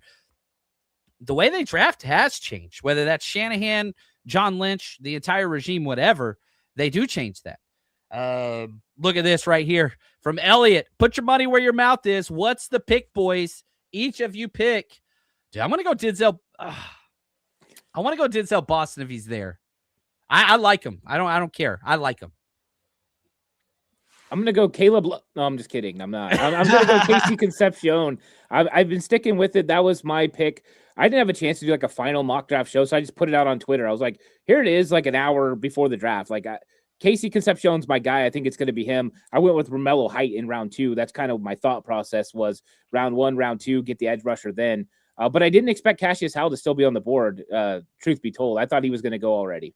I did. The arm length I thought would fall. Here's the updated, just names left. Keldrick Faulk, Denzel Boston, Dylan Thieneman, Cassius Howell, Jermod McCoy, Avion Terrell, Chris Brazel, Omar Cooper Jr., Anthony Hill, Caleb Lomu, Emmanuel McNeil-Warren. Peter Woods. I'm going to Chris Johnson, Casey Concepcion, TJ Parker. That's a name also. Gabe Akis, Caden McDonald. There's not a big discrepancy in players that are available now or 20 players from now. But that's just kind of the way it is here. based on cap though, and based on what you know about Shanahan, what do they need to do though? Right. Because it's not wide receiver or edge. Yeah. Like Wide receiver or edge. Yeah. Yeah. If the Enemans still there as that 49er fan, and I would love that pick. The cap implications and the 49ers front office would say not really that big of a thing. But yeah, there we go. Here we go. The Browns are on the clock at pick 24. Roger Goodell is up there being booed. Casey Concepcion off the board. So, man, this is what's happening. We're just getting sniped. Mm-hmm. Snipe them. This is what happens. 3 picks away. You've got the Bears, the Buffalo Bills, and then the 49ers. So 2 picks, and then you are up. Casey gone. What are your thoughts, Ant? Are you okay? You need a hug? What do we got to do here? Oh, no, I'm okay. I like Casey Concepcion. I just thought it made sense for the 49ers. But this isn't, like my crush as far as wide receiver or anything like that. Like, I just thought he was a really solid fit for what the 49ers want to do. But it makes sense. Teams are looking for people that can change field position. Casey Concepcion can do that right away. And that's exactly what a lot of teams are going to value. I think that's what separated him from some of the other players. I think what is interesting is the betting favorite was always Omar Cooper Jr. going before and Casey Concepcion. Omar Cooper Jr. still sitting there, which I wasn't really expecting. I did think he was going to be a top 20 pick, but here he is. And so it's going to be fun to see what happens. 49ers are going to get a good player, whoever that is, at 27. I'm pretty excited. There's more available than I would have guessed would have been available. And I'd be happy with Omar Cooper Jr. I'd be happy with Denzel Boston, Keldrick Faulk, Cassius Howell. Very, very happy with those. Dylan Thieneman, I would like it just because I value the player. We'll see what happens. Maybe they go guard. There's a lot of different stuff out there. I do have 2 first-round grades available. We'll see how that goes. Now, Buffalo's taking a wide receiver. So Omar Cooper Jr. or Denzel Boston's about to go off the board. The Bears offensive line. They lost those 2 guys in unexpected retirements. I know they made signings, but you have to get things to replace that. I mean, Caleb's a long-term investment. I could definitely see. They could come bring it back along the defensive line, but I think you guys are safe. Let me just cross my fingers when I say that. I think you're safe. I think the Bears are drafting in a position that you're not going to target. There we go. Elliot, appreciate you, man. One more time, 3 of you pick where the Niners are on the clock. Hold until he told me to hold. I got to put that one up whenever we're on the clock. And I'll just say this. Don't allow the chat to ruin your experience. So when the Niners are on the clock, minimize the chat or look away. We're not tipping picks. We're not doing spoilers. That's not who we are. That's what it is. So anyway, do with that what you will. But yeah, if you're one of those people that would really infuriate you if somebody put the correct thing in the chat, yeah, probably just guessing, but just minimize the chat when the Niners get close and you'll be a lot happier person. Hoser, he says his name is Kevin Concepcion, hence the KC. So yeah, KC Concepcion never made much sense, but sorry about that. It's Kevin Concepcion. That's why he's called KC. It's on the NFL website. It says Casey Concepcion. I get it, but Yeah. they're the ones who did this to us, okay? It's not our fault. We have a hard enough time with these names. They give us a layup in KC, and then it ruins everything. I love it. Right here, Mark says, too much good stuff on the board to trade back now. Dude, I'm fine staying put if you get one of those 3. Omar Cooper, Denzel Boston, Keldrick Faulk, Cassius Howell, even Dylan Thieneman. I'm cool with those 5 names. I could talk myself into probably somebody that's 3 rounds greater later, but I still might prefer a trade back. I would prefer a trade back, which I'm kind of shocked. There haven't been a lot of trades. The Bears pick is in. Houston just traded up, not with us. The Buffalo Bills traded back. The Houston Texans traded up. That's 4 trades. 4 trades. And the Buffalo Bills were a team that were slated to go wide receiver. So that means probably likely, I don't think the Texans are going wide receiver. They've already got 3 guys. They actually have 4 if you count Tank Dell. So that means Omar Cooper or Denzel Boston is going to be there. So now there is a very real possibility that one of the wide receivers will be there. Right here, Butter says pick or trade back. And if you had to pick right now, pick or trade back. Are you turning in the card? Or are you going to take a trade back? I'm picking because Cassius Howe's still on the board, and so until he isn't, I would make that move. I just like him, but I love Cassius Howe. He's a perfect fit, and the fact that the team in front of you just traded back might have taken your trade. Right? If I want to be honest, it might have taken your trade. Look at this, Alex, Caleb Lobu, please. Just for the humor of the whole thing would be some people just want to watch the world burn. Yeah. All right, so the pick is in. Let's see what Houston traded. Man, that stinks. So the Bills get 28, 69, 167. Texans get 26, 91. Ooh, so they gave up their first and third, and they just fell back 2 spots and got an early third. They jumped up a lot, man. That's a good trade for the Bills. Niners, I would have loved that trade. Damn it, D'Amico. Couldn't you be patient? Just a little bit. Ah, man. It seems like a better trade than the other earlier trade of like the values when you did the calculations. That feels a little bit, man. Leaning in one direction, actually. Yeah, that's a great trade for the Bills. Fall back 2 spots. Man, that was really smart. Dang, get 91 in return. Yeah. So 26 and 91 to the Texans, 28, 69, 167 to the Bills. Okay. Whew. All right. I'm getting pretty close to I would have done that. Yeah. Mutant everything. So yeah, I'm getting pretty close. So yeah, here we go. You guys can throw in the chat who you're feeling. I love this, man. The anticipation, the excitement. 49ers about to get better. Are you kidding me? We get a new toy. I get to break down all this film. Dude, this is why we're sports fans. You crazy. Yeah. There are 3,000 people are watching this channel right now, which you guys are some mad, crazy people, and I respect it. Salute. It's like the fact that, they follow you and Ant's content. They're crazy. Yeah, you got to be crazy, man. You guys, hilarious. But you know what? Listening to you guys, though, it's like, and when you guys break down film, listen, even if you're not a fan of that team, there's dynasty and fantasy implications. There's betting implications. When I start to hear Ant talk about a particular lineman that's really good, maybe for another team, what have you, I'm going to go ahead, John. Here we go. Dylan Thieneman off the board to the Bears. That's safety. So that, however you saw that pick, he would have been awesome. He's gone. Now, Emmanuel McNeil-Warren's still there, but the Bears go there. Now the Texans are on the clock. Why did they trade up 2 spots to jump in front of the 49ers? Caleb Lomu? Man, I would be so happy. That would be awesome. They just drafted Arianti Ursary last year in the 2nd round, and he started at left tackle. I mean, is Caleb Lomu going to be the right tackle? I don't think so. I mean, maybe they jump. If they did, and they take if this is Lomu, we all celebrate, right? We're the bigger D'Amico Ryans fans now than we were before, which I didn't know was possible. I love that dude. And we all love D'Amico. He played for Philly, coached for us. Chuck, you're a D'Amico Ryans guy. Do you have some fond memories of him? Absolutely, but I'm just more also puzzled by the Bears pick. Again, we talked about like positional value. I'm over here just sort of stunned that this is a team that actually is trying to preserve. They've got a Ferrari and a quarterback, and there's less investment around that than I would like. I don't know. Yeah.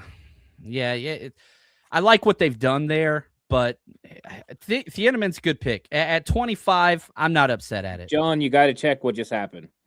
Oh, no. The Niners just traded. That's what I'm talking about. What did they trade? Do you have the details? I don't have the details, but they traded with the Dolphins and are now at number 30. Oh, I love it. So they stay in the first round. We're just building anticipation. We got the trade back. I love it. Let's open up the trade chart. I'll tell you what they traded before they tell us what they traded. Here we go, baby. I freaking love it. So the difference between the 49ers have traded back officially from 27 to 30. That is a 60-point difference. They do not have a pick worth 60 points. I bet we got a 94, pick 94, and I bet we gave them one of our fourths. So I bet we fell back 3 spots, gave up a 4th, and got one of their 3rd rounders. Have they put out the details yet? Dude, I freaking love this trade. I love this trade. You love it without knowing the details. That's what I love about what. Well, I can tell you what. Oh, here it is right here, dude. 49ers got picked 30 and 90, and they gave up 27 to 138. I'm telling you, the trade chart does its business. Yeah. Put me in an office, baby. Put me in an office. I think Dude, they that should. is awesome. We got a 3rd round pick now. We get to record all day tomorrow, Ant. That's right, suckers. We're going to be with you for the entirety of the 2nd and 3rd round. You can shorten the draft all you want, Roger Goodell. We're not going anywhere. I love it. We got a 3rd round pick. Now we have 7 picks, and all those players that you just could not get because you picked at the end of the 2nd, and then you had to wait till almost the end of the 4th. Now you have pick 90. Now that's there. I love this. So if you look at my board, pick 90 is Deshaun Stribling. Like, that's a rush crush guy. These are guys around there. Malachi Fields, Zachariah Branch, Oscar Delp, J.C. Davis. Like, these are guys that you can get now. I freaking love it. That is a great trade. I didn't think it was going to be possible. We did it, baby. I love this trade. Ant, thoughts? Yeah, I'm with it too. You know, the fact that you get to move up so many spots from 138 into the 3rd round. I mean, that's clutch. There's a lot of value there. Now it puts you in the mix for a safety, for an interior offensive lineman. I think that's a lot of fun. So I'm down for this. I'm very much excited about the 49ers adding that pick. Now you have 3 4th rounders. You get a 3rd rounder, a 2nd rounder. 49ers now have maneuverability, maybe even looking to move tomorrow a little bit too. So I like it. I think there's a lot of players around there that I really like, a lot of interior offensive linemen. And could Jalen Kilgore please fall to the 49ers at that pick? I would love that. That's my safety guy right there that I'm just watching and keeping an eye on. So like you would take him in the 3rd? I would. 100%. He's a day one safety that could just make everything. He could play in the nickel, so he gives you that versatility you want if you're going to play a dime. But he could also play single high. He could play the 2-eye safety. You're talking about a guy who had 10 passes defended. So is he going to struggle against guys who are really quick in the slot? Yeah. Is he going to be? But he's a safety for the most part. So matching him up on tight ends, all of a sudden that 13 personnel crud you're having to deal with, gone. Texans traded up for Keelan Rutledge. They jumped in front of the 49ers for a guard. So they must have thought the 49ers were about to do some offensive guard play. Keelan Rutledge off the board. I had a 3rd round grade on him. I liked him, but I just didn't think his tape was consistent. But man, they must have thought, but the 49ers bounced out. And so, man, Omar Cooper there. I hit my 7.5 linemen. That's paid cash money millionaires. 5 trades. 5 trades. Boom. You guys hit that. I didn't bet that one, but it's what it is. Drinks on me next time first time we're together. Shout out to Michael Pickle. I see you in the chat. We were talking about the draft just yesterday. We brought up Charles Barr. You guys are awesome. Can you guys compare it to the Bills trade? It's point for point. The difference, the Bears trade didn't fall back as much. They fell back 2 spots. We fell back 3. So, and they both equal out. So like what the Bears gave and got equaled, what the Niners gave and got equaled based on those picks because the descending value. So it totally worked. That's why I was able to predict the trade before the trade came out and tell you exactly what it was because of the trade chart. So it was almost a point for point match. So there was no value to be gained or lost. The main difference is, the Dolphins are going to get their player. So I'm curious who they jumped up 3 spots for. It must have been somebody left on the board. Now, the Dolphins, they've been pretty busy. Just kind of rehashing. They took Caden Proctor at 12. And so now they're sitting there. And again, they kind of need everything. Literally everything they need. Yeah, they do. And that's interesting because it was just minutes later that the Niners traded out. So they reacted to that trade, it appears. It looks like they saw Houston jump up and said, yeah, probably going to get our guy. So was there a scenario that's who Niners were going to target? And did you avoid some disappointment? Yeah, that's key. Right here, CA4DC. What's up, man? He says, rinse, repeat, do it again. Get another 3rd or a bunch of later picks. Why not? Because, you're looking at it now. You're picking 30th, but you have Seattle who's picking 32nd, who also has put out there publicly, we're trying to trade back. We are trying to trade back. So you have the New England Patriots at 31. So you could fall back one spot, pick up maybe a 4th rounder. I doubt that you're going to do that. So if you trade back again, you're losing the 5th-year option, which the first 32 picks in the draft are allowed to exercise a 5th-year option at the completion of the 3rd year. That's a cost-saving measure that a lot of teams use. The 49ers have not used it. They really, really haven't. They've redone the contract or cut the player. That's about it. I really wish they would have done that 4th round or 5th-year option with Brandon Ayuk. We wouldn't be in the mess that we're in. But that's where it is. Right here, Sean, appreciate you, man. Who will cause the drafted a kicker face? Oh, my gosh. Let me see. I've got it somewhere over here. Yeah, this was the picture. Shout out to Brian Carter, 99. He'll be on day 3 with us. This is when the 49ers drafted Jake Moody. Yeah, that's just amazing. Yeah. I'm very thankful y'all didn't see my Mitch Wisnowski face. Thank you, Jerry. Appreciate you, man. So the pick is in at pick 27. You've got the Bills on 28, the Kansas City Chiefs 29, and then the 49ers at 30. Yeah. People don't know that John has a trade back kink, and he's very biased. He would rather trade back out of anything, no matter what. If he plays like the video games where you run the teams, he's going to trade out of every single pick, every time. Extra dart throw. Yeah, you look at the Solomon Thomas pick, which is a complete bust, but you trade it back from 2 to 3. You get an extra 3rd rounder. That turns into Fred Warner. Are you kidding me? Like, yes. Like, just yes. Now, it would be different if there was just one glaring person that was a perfect whatever value there. But, and, John Lynch saying, we had fewer 1st-round grades than we did last year. There's no way they traded back with a 1st-round grade on the board. Would you agree with that, Ant? Like, they're out of 1st-round grades. Oh, yeah. I think they've been way out of 1st-round grades probably for a while, and I'm guessing that a lot of the teams are, right? So they're just like going for positional players that are going to impact their team. I think it's interesting Houston went up for a guard. We talked about positional value earlier. I mean, it does make a little bit more sense because they got Ursary last year, so they feel like they're building their team. But, I mean, that was an interesting move. I don't know. I like Kalen Rutledge. I didn't like him as a 1st-round player. And so I think that was very interesting for them to trade up to get him. Yeah. And bravo to the Buffalo Bills for, getting a good move, moving back. 49ers, go ahead and, duplicate that. I love it. So, I mean, shoot, did they jump ahead of the 49ers taking a guard, or did they jump ahead of the Dolphins taking a guard? The Dolphins are on the clock.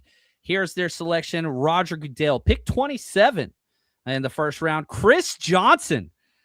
Which the question earlier was, is Chris Johnson at 27 a reach? Well, the 49ers didn't take him at 27, but the Miami Dolphins did. So, they have no corners. They needed everything. Chris Johnson goes ahead of both the Tennessee corners and Avion Terrell. Man, he was my 39th player on my big board, but I don't think it's much. It's a little bit of a reach, but if you really, it's a clean profile. Man. That is awesome. So here we are. Buffalo is on the clock, and then Kansas City, then the 49ers. Chuck, how are we feeling? What are your thoughts on this draft process so far throughout the 1st round? It's been more entertaining than I thought. It was a little bit like sort of straight line in the beginning, but we've definitely seen more of that flea market as it's gone on. And I'll say leading up into this draft, I was like, man, I'm really thinking about the class of 27, maybe a little too early, but no 2027 picks have been dealt, which is crazy. In the 1st round, that never happens. It just tells you everybody's stoked for next year. Yep. And so, but it's given me like definitely more excitement. I mean, you guys are you got all that trade back capital. The Eagles got a wide receiver that's going to cause some speculation all the way until June. Shout out to Mike Vrabel leaking that. Did the Bills just trade again? Oh, I think the Bills just traded back again to the Patriots. The Patriots were 1 pick behind them. No, 2 picks behind them. Yeah. So they just fell back, 3 more spots. So the Bills dropped back 2 spots, then traded back 3 spots. And so again, just if the 49ers wanted that trade, the Bills just sniping. And Buffalo, why is Buffalo trading with New England? They're in the same division. Come on, Mike Vrabel likes to trade around. That's the rumor. Here's the trade. Buffalo gave 28. The Patriots gave 31 and 125. 31 and 125. So a back end of the 4th rounder to fall back 3 spots. Yeah. Wow. Bills traded twice. Bills traded twice. Oh, what? No, that's not 6. correct. That's 6. Will we get to 7? You know what's crazy is that the record was in 2022. I think it was 18 trades in the first round. Oh, Oh, geez. wow. That's what's up. Pretty sure. Yeah, 18. That sounds right. Yes. Like, I'm sorry. Spoiler. Sorry. Patriots just selected. Did they do Caleb Lomu? I'm behind. I'm behind. Oh, I'm behind. The Patriots took Caleb Lomu. Yes. Yes. Everything's Yes. going your guys' way tonight. Dude, I don't even care. I don't even care. I This couldn't is- contain myself. Oh, Yeah, I you're love like, it, dude. yay. I love it, man. Oh, man. I am freaking ecstatic. This You guys is got awesome. sniped 3 times. Ty Simpson, Lomu. I don't know the other guys. You guys just keep getting worked. I'm so sorry. I think last year I was like, dude, the 49ers can't hurt me because that like Amarius Mims, Tyler Guyton, all these guys I didn't want went. I was like, Niners can't hurt me no matter what they do. And then they take Ricky Pearsall like 40 picks early or whatever. But it worked out. It worked out. Yeah. But yeah, here we go. That's right, Sid. Someone else took Lomu. Yeah, this is great news. So, man, the 49ers are on deck. Kansas City is picking now. Then the 49ers.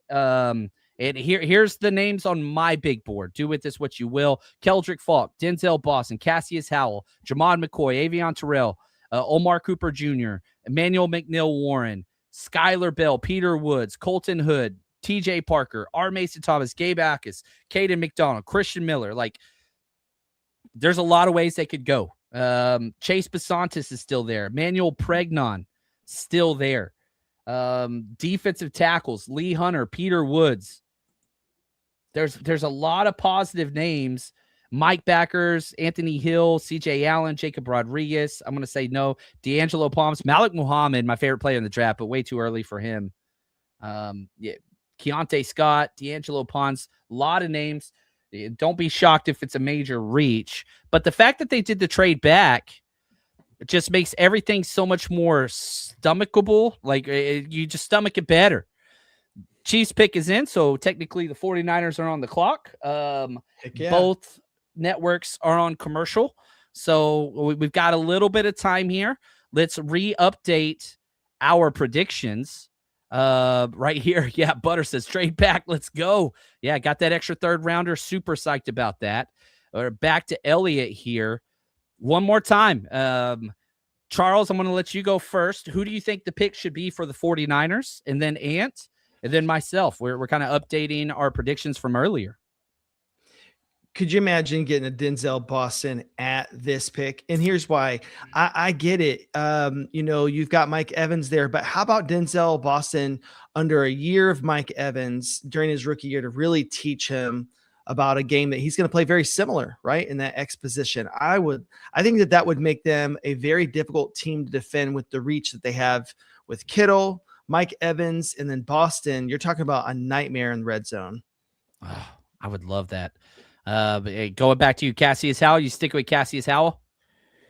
I think that I'm looking at it, though, and I want Cassius Howell, but I'm looking at how many edge rushers are still available for round 2, and I'm looking at the wide receivers, and I'm like, there's not as many guys that I see a round 2 grade or better. So I wouldn't be shocked about wide receiver. I'll stick with Cassius Howell because that's my guy. I was going to roll with him after Concepcion, but I wouldn't be shocked to see them go wide receiver. And then the question is, which one do they value? Do they go the X receiver, like Chuck was talking about, which would make a lot of sense. Denzel Boston eventually could take over for Mike Evans. Or do they go with a playmaker, an Omar Cooper Jr.? Do they shock us all like they did with Ricky Pearsall and take Chris Brazzell? That's the question. There we go. You look at the top 30 visits, Omar Cooper, Denzel Boston. That's it. Everybody else that is even close to the first round off the board. So like if you're just going off of their visits, which you don't have to do, obviously, those are the two guys, Omar Cooper Jr. and Denzel Boston. I want Denzel Boston. Omar Cooper is safer. I'm not sure Omar Cooper can play the X. I value the X so much. I value the X. Cassius Howell would I love Cassius Howell. I think he's probably the biggest needed position that the Niners have on the roster. Premium spot. Keldrick Faulk. Like, if you told me it was Keldrick Faulk, Denzel Boston, Cassius Howell, or Omar Cooper Jr., I'm psyched out of my mind. Like, I know we're like predicting. If it's one of those four, it's a fucking home run. Pardon my language. Like, you traded back and got one of those four, sign me up for that all day. All day. 30. At 30. Like, dude, Keldrick Faulk, Denzel Boston, Cassius Howell, or Omar Cooper Jr., home freaking run. Now, there's a lot of corners that is valuable as far as best available. Jermon McCoy, you comfortable with the injuries? I don't know. Avion Terrell, amazing tape, perfect 49ers fit. He's slow, kind of the Denzel Boston of corners.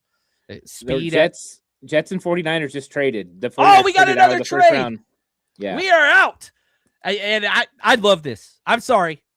We're not getting the first round pick tonight, ladies and gentlemen, but I love you. Here we go. The Jets send 33 and 179.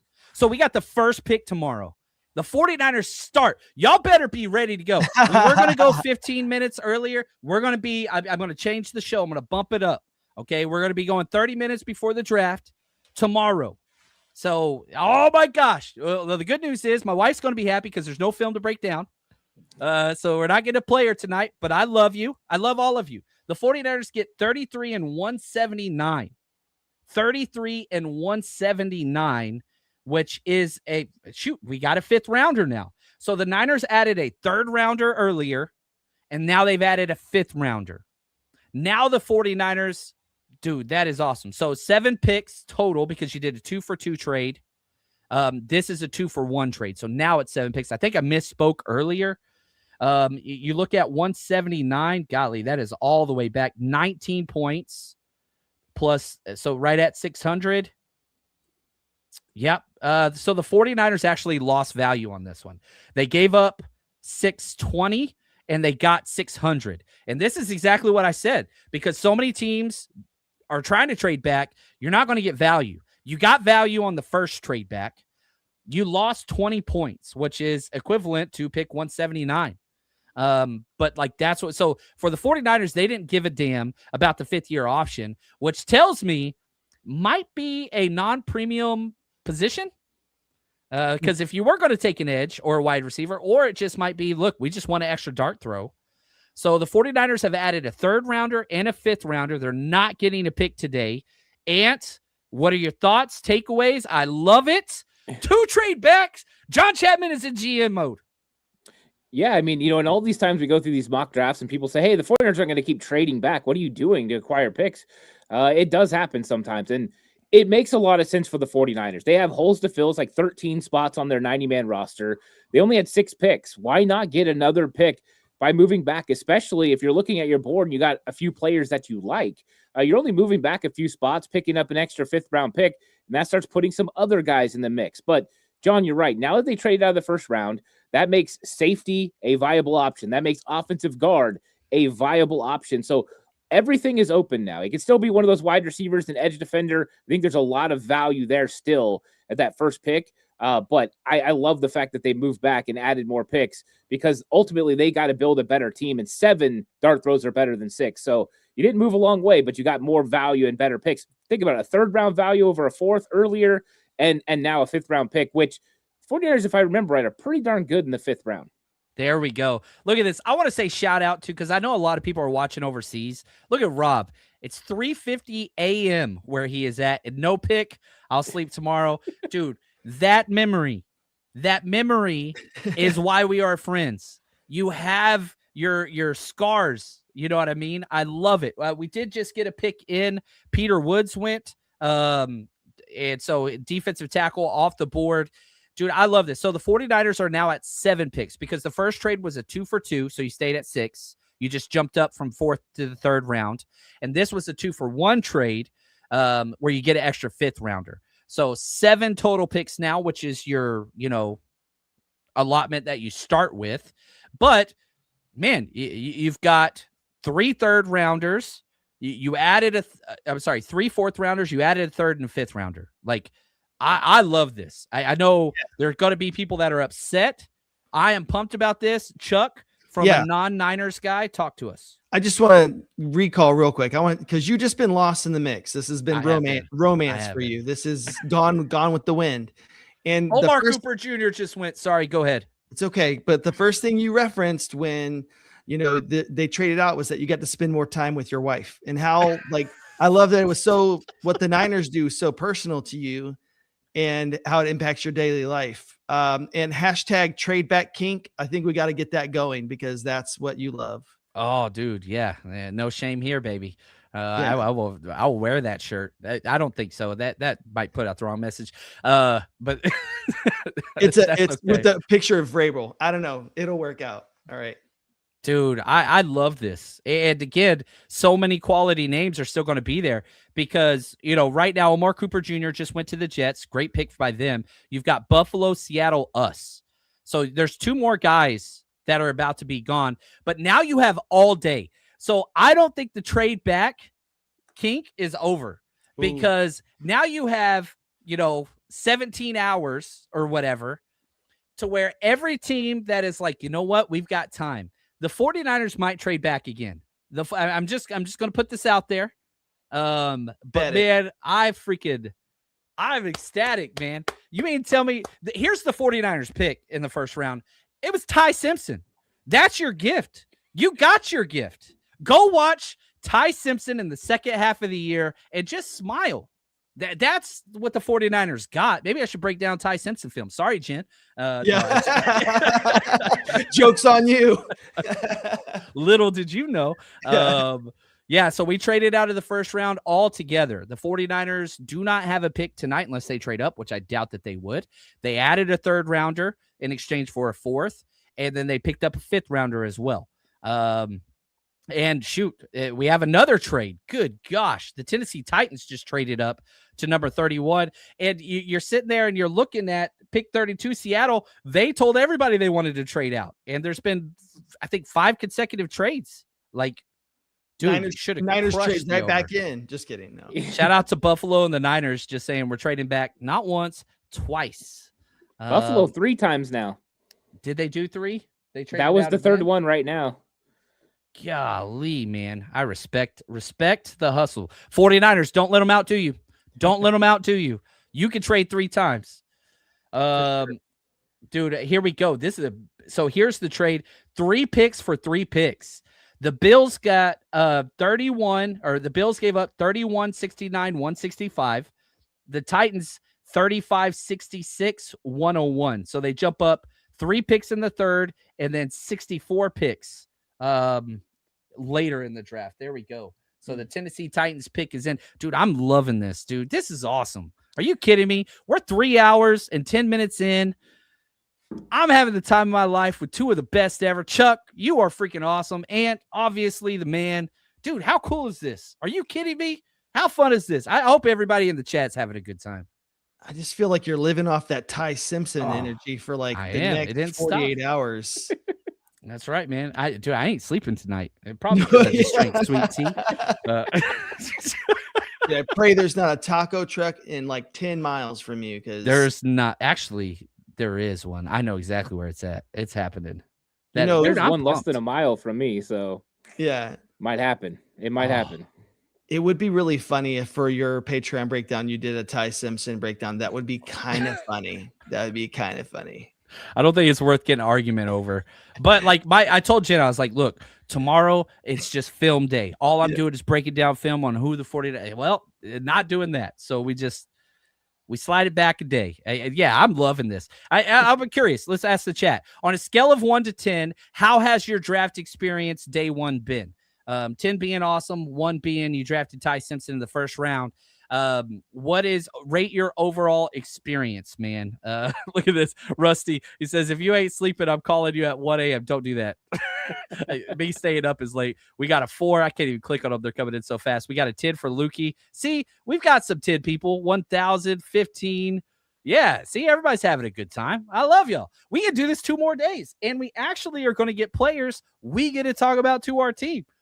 Dude, I love this double trade back. Oh, it is freaking awesome, man. Yatsik says 12. My man. I can't click on them. It's coming so fast. Sorry about that. I'm trying.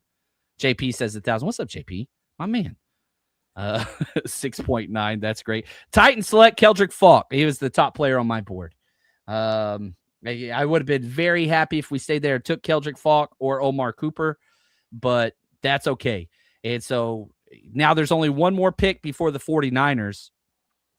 And again, my best players available: Denzel Boston, Cassius Howell, Chris Brazel, Manuel McNeil-Warren, Chris Bell, Skylar Bell, Malik Muhammad, TJ Parker. So many good players, man. Same tier-ish. Like those guys, you could definitely justify maybe 10 of them, 12 of them together, like in the same area. Yeah. Well, and the fact that you picked up, an extra fifth and you jump from the fourth to the third, it just makes it so much more, no matter what you do, even if it is a crazy reach. And so now if you take Chase Besantis, Emmanuel Pregnon, like Chris Brazel, Chris Bell, like what if you take Chris Bell now, who's coming off an ACL? Like, dude, that's exactly where he should go.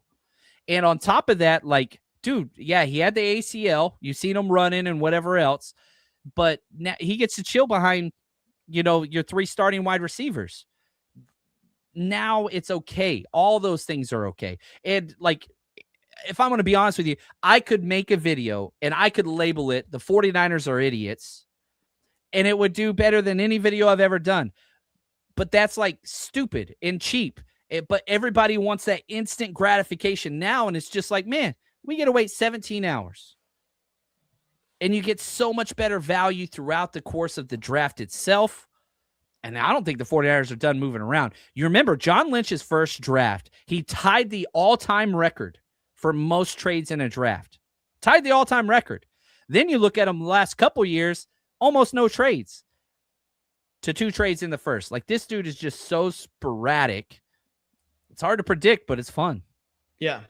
Well, it's also why the Niners continue, and other organizations like that, they stay towards the top. There's always going to be down years with injuries and things that happen, but you don't topple like the Jets do, like the Browns do, like Miami does, where they get up and then they get down real easy. They make stupid decisions. There's got to be order, and they follow it to some degree, except for punters. That's like the one thing they do, Yeah, I like that. How are you feeling, Ant? Talk us through just kind of your feeling on how this has gone. Yeah, I mean, now that you look at the board, I think that there's a lot of players that you could trade back again. So I'm with you. I think now that you look at the way things are positioned, obviously the 49ers weren't convicted on Cassius Howell, or they wouldn't be trading back, right, like they are. So this is a open field. And now it starts making sense why they met with some of those guys that were going to be considered second-round picks in their 30 visits. Guys like Chris Brazel, they're preparing for trading back and being kind of in that early part of the second round and getting one of those guys. Or there's other guys kind of in that range as well. Romello Height and those guys. So they feel comfortable with that second round and what those second-round players could be. So I wouldn't be shocked to see them pick up another 4th-round pick or something as they try to add value to their overall draft class. Oh, this is awesome. We just turned the number 27 pick into 3 picks. Dig it. 2 picks technically, but yeah, like it was a 2 for 2 and then a 2 for 1. So yeah, you are correct. I love it. Thank you. You're the freaking man, and appreciate your generosity right here from Freddie. Thank you for super chat. Would you trade back into the late 30s? Yes. Yeah, I would. I 100% would. Like, I have no qualms with that, because I want the best part of this draft is like the 40s to 70s. Like that's where it's just like awesome. So I do not have a problem trading back. And I think that there are still premium level players that you can get. I think that that's there. So like, what do you think? Yeah, I would trade back into the early 40s. I'm not against that, because I do think that you pick up more, maybe another early 4th round pick or late 3rd round pick, depending on value. I think it's something you got to entertain, because you need more players, you need more chances, and there's guys in that range, interior offensive linemen, that you could get as starters in that range. There's safety help, right? Bud Clark. I brought up Jalen Kilgore earlier. You want to add more to your team, you could do it in those later rounds. So I think that there's a lot of value to trading back. I don't think there's a big difference between 33 and 41 at this point. Yeah, you got the 5th-year options gone. And the team that broadcast that they wanted to trade back, the Seattle Seahawks, did not trade back. The 49ers and Buffalo Bills said, screw you guys. We're going to undercut you man, what is that? 5 times. I love it. Absolutely love it. So their pick is in. Seattle is picking. Dude, today was great. You don't get a new player. You just got to wait 17 hours. Not a big deal. I understand if you're upset. That's okay. Remember this feeling. But man, this is great. It's been a damn good day. We get to come back tomorrow. The draft starts earlier, 1 hour earlier tomorrow. So 4:45 today. We'll start at 3:30. And 3:30 tomorrow is when we will go live. And yeah, we'll be here. Shoot, now we're going to be here for the majority of tomorrow because the 49ers traded that pick. And so, yeah, man, we got that 3rd rounder. So it's not just the 2nd rounder, but you start 3 selections tomorrow. You got 2 2nd rounders. Oh, yeah. I freaking love it, man. I'm pumped. I am pumped. So who don't we want Seattle to get here? Who don't we want? That's a good question. I don't want them to pick, dude. Watch them take Cassius Howell. That's probably who I don't want them to get. But they lost Boye Mafe, who's kind of that same whatever. That's probably who I wouldn't want them to get, or Anthony Hill Jr., who's one of my favorite players. I don't think the Niners are going to pick him, but like I think Anthony Hill Jr. is going to be so freaking fun. I want them to take a quarterback. Can they take Ty Simpson? No. Let's just let them keep drafting quarterbacks, man. Why not? But yeah, like today has just been absolutely incredible. So they're up there making the pick right now, and the dude's going crazy. He's hyping up the few fans the Seattle Seahawks have, which it's kind of cool. Seattle Seahawks fans, you only see new jerseys. You never see old ones. The only old ones you see are Steve Largent, and they're the new version of Steve Largent ones. But it's what it is. Jadarian Price. Oh, what are the running back? There we go. He steps in immediately. Fantasy football implications. He's going to be drafted super high dynasty-wise. Wow. Yeah, 2 running backs gone. Jadarian Price. He was one of my Rush Crush players, but yeah, I don't mind them taking a running back. But yeah, there we go. I feel bad for Ben. Ben has been talking for months about how he's his favorite player, and he really thought Seattle was going to take him. And sure enough, shout out to Ben. He is the freaking man. Yeah, Jadarian Price. This stops Kyle Shanahan from doing it. It was a possibility Kyle Shanahan could have done this. Yeah, what are your thoughts, Ant? Ant's froze. I think this is an interesting one. You know, I mean, picking. Am I frozen? Am I back? No, you're good. You're good. Yeah, you're I'm back. having a little bit of issues here. I think it's an interesting move getting Jadarian Price. I mean, I guess that's what you do if you're needing a running back, and they definitely need a running back. So I don't know if I'm, coming through clear for you guys. So you guys just go ahead and take off because I feel like my internet's messing up on me. You're good. You're good. All right. Yeah. I mean, you're good, but like if you got to go, you got to go. You look beautiful. You sound amazing. Oh, okay. Yeah. I don't know. I mean, Jadarian Price is a good running back. I think that it's a solid pick. I don't know about a 1st round pick, but you got to replace, losing Kenneth Walker. So get a guy that can get the job done. And I think that he can get the job done. He's a talented player. I think 32 is a little high though. Yeah. Man, today has been incredible. I want to say thank you to everybody for sticking with us. And again, just a couple things I want to put out there. Go subscribe to us if you haven't already. 49ers Rush, 49ers Cutback. Support us wherever you watch and or listen. We will be putting, once the 49ers do draft a player, which hasn't happened yet, on the 49ersrush.com and our Patreon. Make sure you check out 49ers Cutback Patreon. It's going to be awesome. And if you go to any 49ers games this year on the road, check out 49ersrushroadtrip.com. We have tickets up for the Australia complete travel packages. Come with us, all those different things. And anything before we head out of here, we'll be back tomorrow at 3:30 p.m.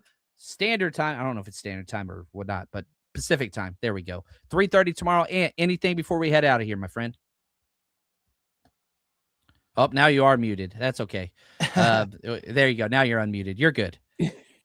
Ant, go ahead. Anything? Yeah, I'm just excited for tomorrow. Super pumped about what they could do, and I think it's going to be fun. I want to see them trade back. I want to see them make more moves and get more value for their picks. And I think there's exciting players on the board, and that's ultimately what it's about. And I'm excited for that. Chuck, Closing thoughts. You traded with the division rival, took Mekhi Lemon. You're not going to be with us the next couple days, but I do want to say thank you for being with us, brother. Bang Bang Niners Rush Gang. So, it was a really good time. Love learning from you guys. Going to be watching while I poorly parent my children and miss trades from the Eagles. But look forward to getting some road games in. We love it, man. If you haven't gone, it's a blast. You got to come out and sit to one of the parties because we just have a good time. There's jerseys, there's stuff. You got to come out. But yeah, great draft, boys. Dude, I love that you get to talk. This is now a bargaining chip for you, which is unhealthy relationship wise. But like you say, like, I missed the Eagles trade and pick because I was doing, like, I'm just saying you get to use that. Don't do that, but you can if you get in dire straits. I get to go spend time with the wife now, get to eat some tacos. It's going to be a good time. We'll be back tomorrow, 3:30 p.m. Join us. We'll be live all day now, which is very, very exciting. And until next time, love y'all. Appreciate y'all spending time. Until next time, stay strong, faithful.